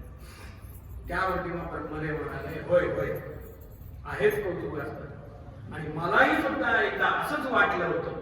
काय खरोखरच कौतुक करायला पाहिजे, काय मी सगळं उत्पन्न केलंय, काय सगळं वेळेवरती सगळं चाललेलं आहे, असं एकदा मलाही वाटलं. आणि मग एकदा काही असा एक गंभीर अडचणीचा प्रसंग उत्पन्न झाला की मला सुचेला काय करू काय करू काय करू. मग देवांना याचं कारण विचारावं, काहीतरी मार्ग काढावा म्हणून मी भगवंतांच्याकडे गेलो तो राम दारावरती पारेकरी होते आणि समोर लांबच्या लांब रामूक दिसली. मी आतमध्ये निघालो, मी ब्रह्मदेव आहे भगवंत अडवणार, मी आतमध्ये निघालो. ते पारेकरी मला अडवलं, जय विजय हो पुढे आला म्हणजे आत आलो. अपॉइंटमेंट घेतली मी का? अहो मला अपॉइंटमेंटची गरज नाही, मी ब्रह्मदेव आहे. होय ब्रह्मदेव आहे तुम्ही? हे राम काय ना हे शेवटचा नंबर तुमचा नाव तिथं नंबर. अहो मी ब्रह्मदेव आहे. हे रामदेव ना हे सगळे ब्रह्मदेवच आहे. म्हणजे असे किती ब्रह्मदेव आहेत आम्हाला माहित नाही, ते आज जाऊन विचारा. मग अनंत कोणते ब्रह्मांड नाही उभं म्हणतात, पण अशी किती सृष्टी आहे, किती ब्रह्मदेव आहे. तेव्हा खरोखर माझे डोळे उघडले. असा तो कर्तुम अकर्तुम अन्यथा कर्तुम सामर्थ्य असणारा परमात्मा त्याने मला आदेश दिला की आता हे सगळं पुढचं निर्माण करा. आणि मग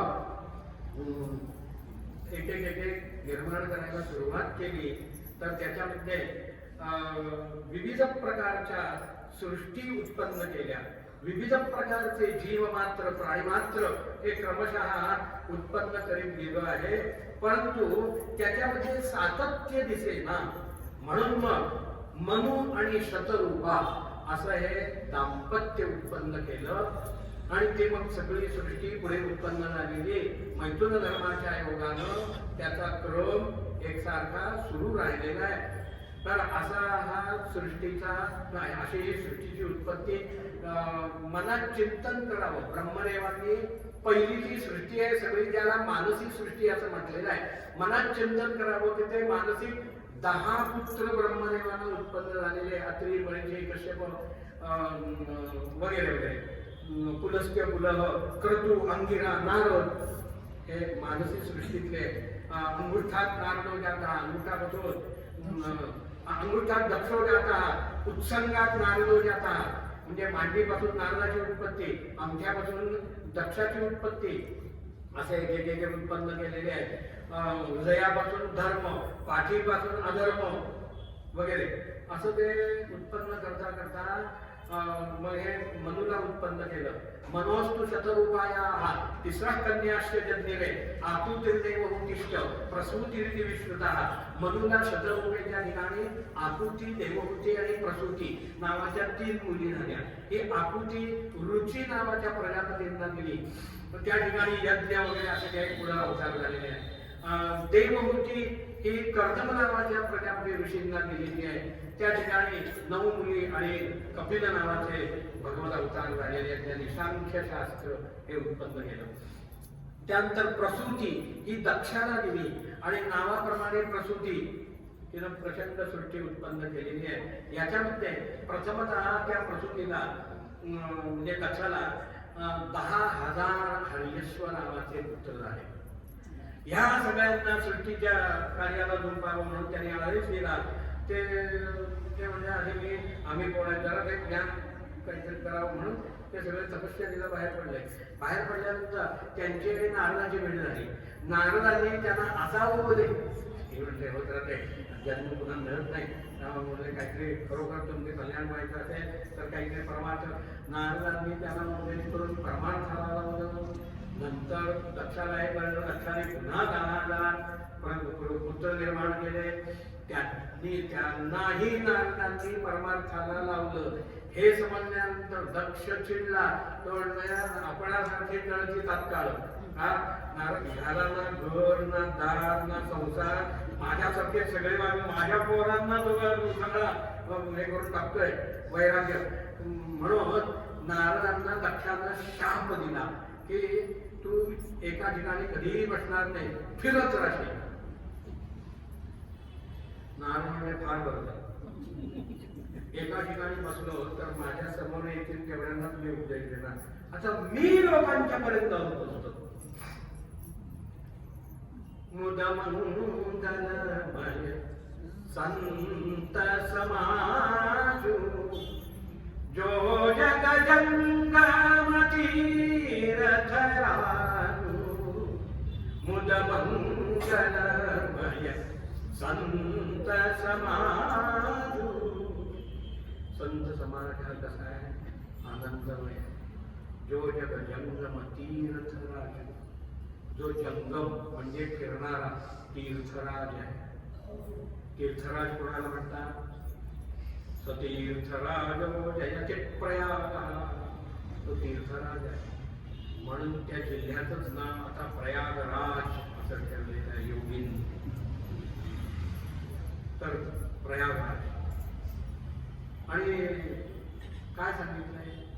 आयुष्यात केव्हा तरी का असे ना, लहान असो मोठा असो म्हातारा असो, केव्हा तरी एकदा जाऊन तिथं उडी मारून या. सीता सीते सरिते. सीत आणि असित म्हणजे काळी आणि पांढरी. गंगा पांढरी, यमुना काळी. ते प्रवाह करता बरोबर केलं तर तो मोक्ष देणार आहे. तर तो म्हणून त्याला प्रयागराज. तर संत कसे आहे? त्या प्रयागराजाला जायचं झालं तर आम्हाला इथून उठून तिथपर्यंत गेलं पाहिजे. मग तो चालत जावा, नाहीतर आणखीन काही वाहनानं जावा, विमानानं जावा, रेल्वेनं जावा. मागच्या वेळी तो मोठा समारंभ झाला, कसे बसे आम्ही पोचलो. तिथं पोचल्यानंतर कसं काय झालं व्यवस्था, पण जाईपर्यंत जीवात जीव नव्हता. हा रेल्वे कुठली तुमची रिझर्वेशन, कसल्या रिझर्वेशनला काय किंमतच नाही. जणाजण एवढे अगदी मुंगी सुद्धा शिरवाय अक्षरशः आम्ही अनुभवला. एकदा वरती जाऊन बसलो तर हालायला 12 तास तसंच असं. इथलं भुसावळपर्यंत बरोबर आहे. भुसावळपासून जे सुरू झालं म्हणतात काही असो, आम्हाला तिथपर्यंत पोचलं पाहिजे तर ते प्रयाग मिळणार. पण संत तसे नाही. संत कसे आहे? जो जग जंगम तीरथ राजू.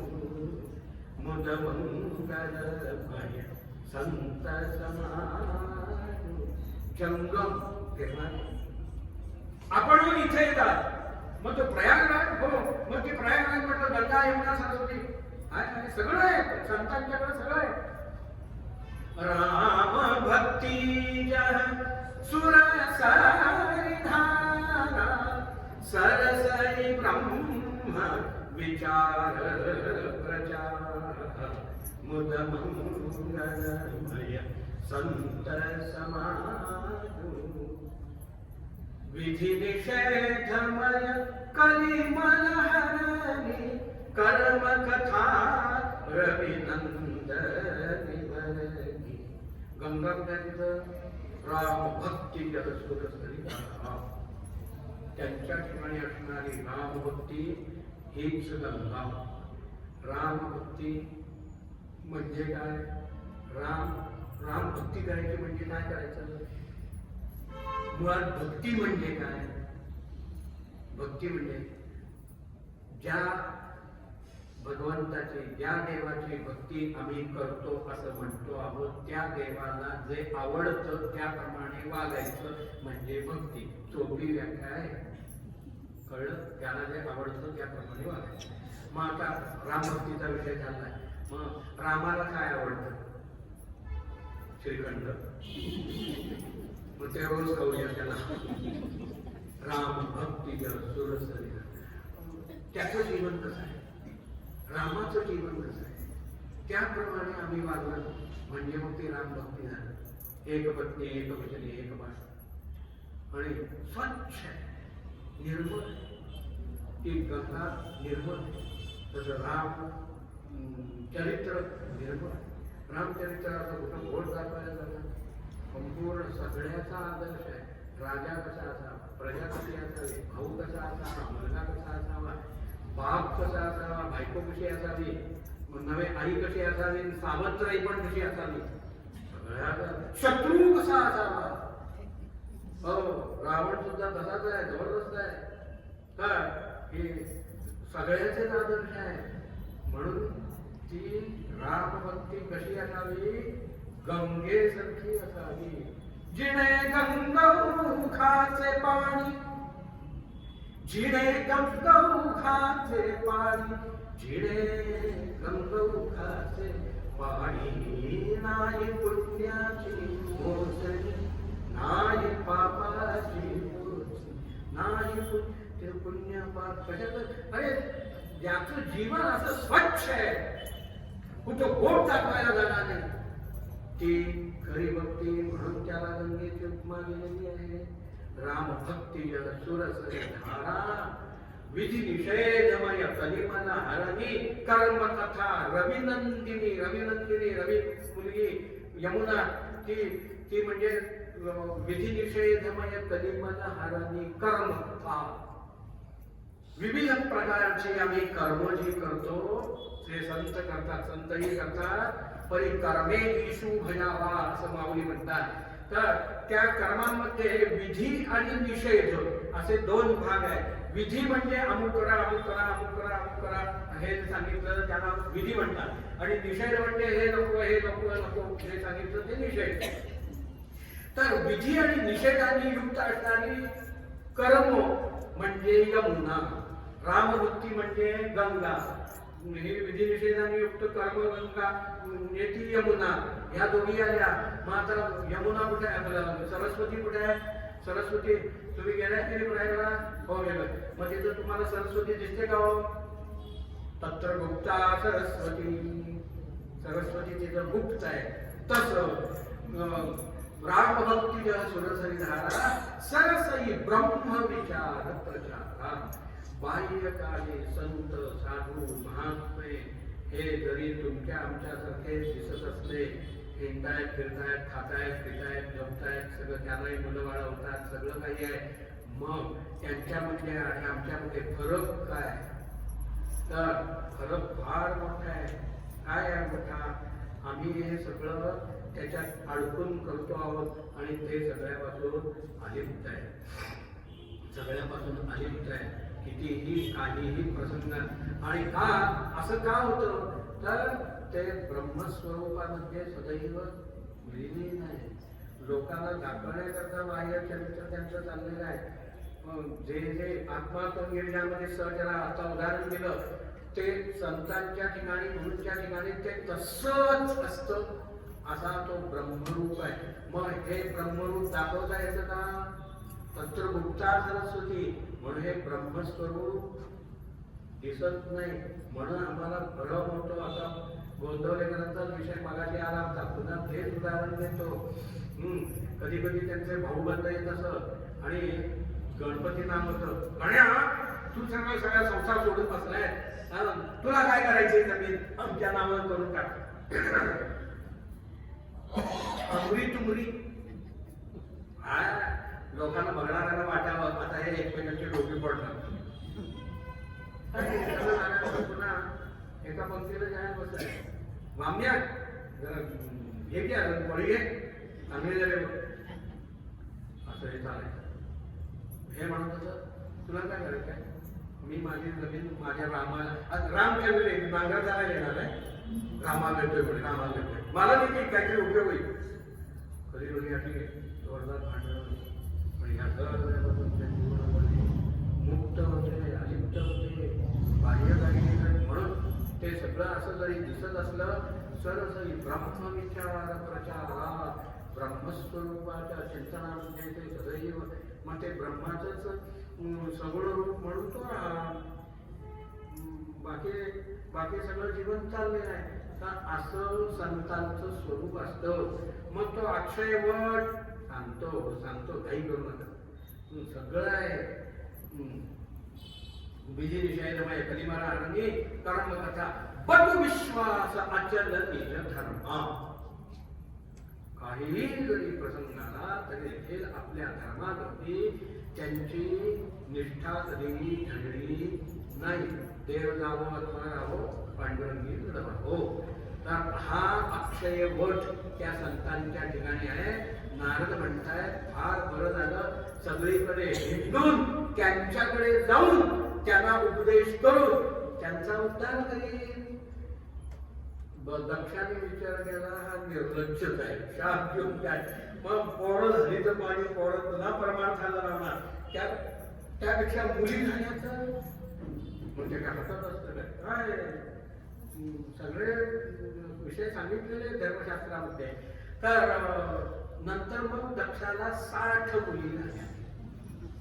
मग त्या 60 मुली त्यांची लग्न करून दिली. एक होता पुरेवाट 60 जणांची लग्न म्हणजे केली होलसेल मध्ये. आता मुलांची लग्न थोडी मुश्किल झाली. मुलींचे होतात पण किती जसं ते काय म्हणतात त्याला चायनीज आहे ना, चायनीज किती टिकेल म्हणून सांगता येत नाही. तशीच परिस्थिती आहे. होणं मुश्किल, त्यातनं झालं तरी क्षुल्लक कारण असतात. आणि हे रागावण्याला अनेक ठिकाणी असं लक्षात आलंय की मुलींच्या आया म्हणून म्हटलं रागावणं. किती मुलीच्या संसारात लक्ष घालायचं. जरा काहीतरी कुठं झालं की फोन करते, आई काय झालं असं मग असं कर. आई लगेच झाली करायचं ती दिली रावली आता तिचं तू बघून घे बाई. प्रपंचात एक सगळं साधन चाललेलंच असतं काय असं. आणि त्यामुळे टिकत नाही थोडं मुश्किल झालं आणि टिकायचं मुश्किल शाळे. तर काय सांगत होतो.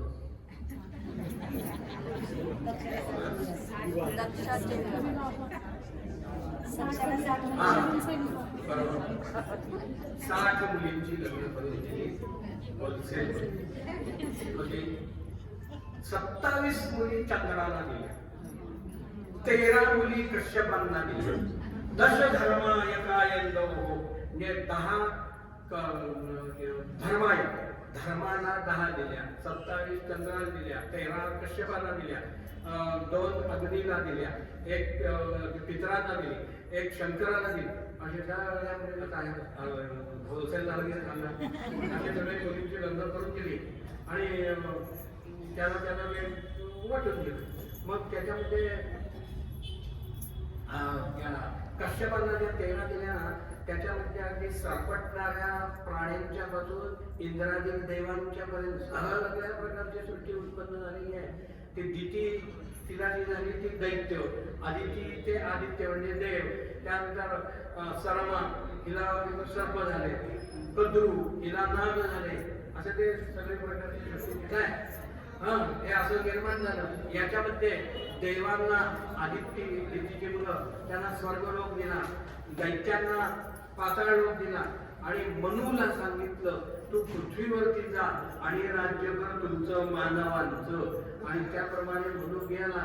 पण ते सृष्टीचा पारंपरिक काळ मागच्या कल्पामध्ये जी बुडालेली सृष्टी आहे पृथ्वी आहे तिचं उद्धरण व्हायचं होतं. तो ब्रह्मदेवांच्याकडे परत आला म्हणून असं झालंय आम्ही राहायचं कुठं तुम्ही मला सांगितलं पृथ्वीवरती जा. अरे अरे अरे असं झालंय होय. आणि मग त्याच्यातून पुढचे वराहाने अवतार वर्णन केलेले थोड्या वेळाच्या विश्रांतीनंतर तो पुढचा भाग आपण श्रवण करूया. हरे राम हरे राम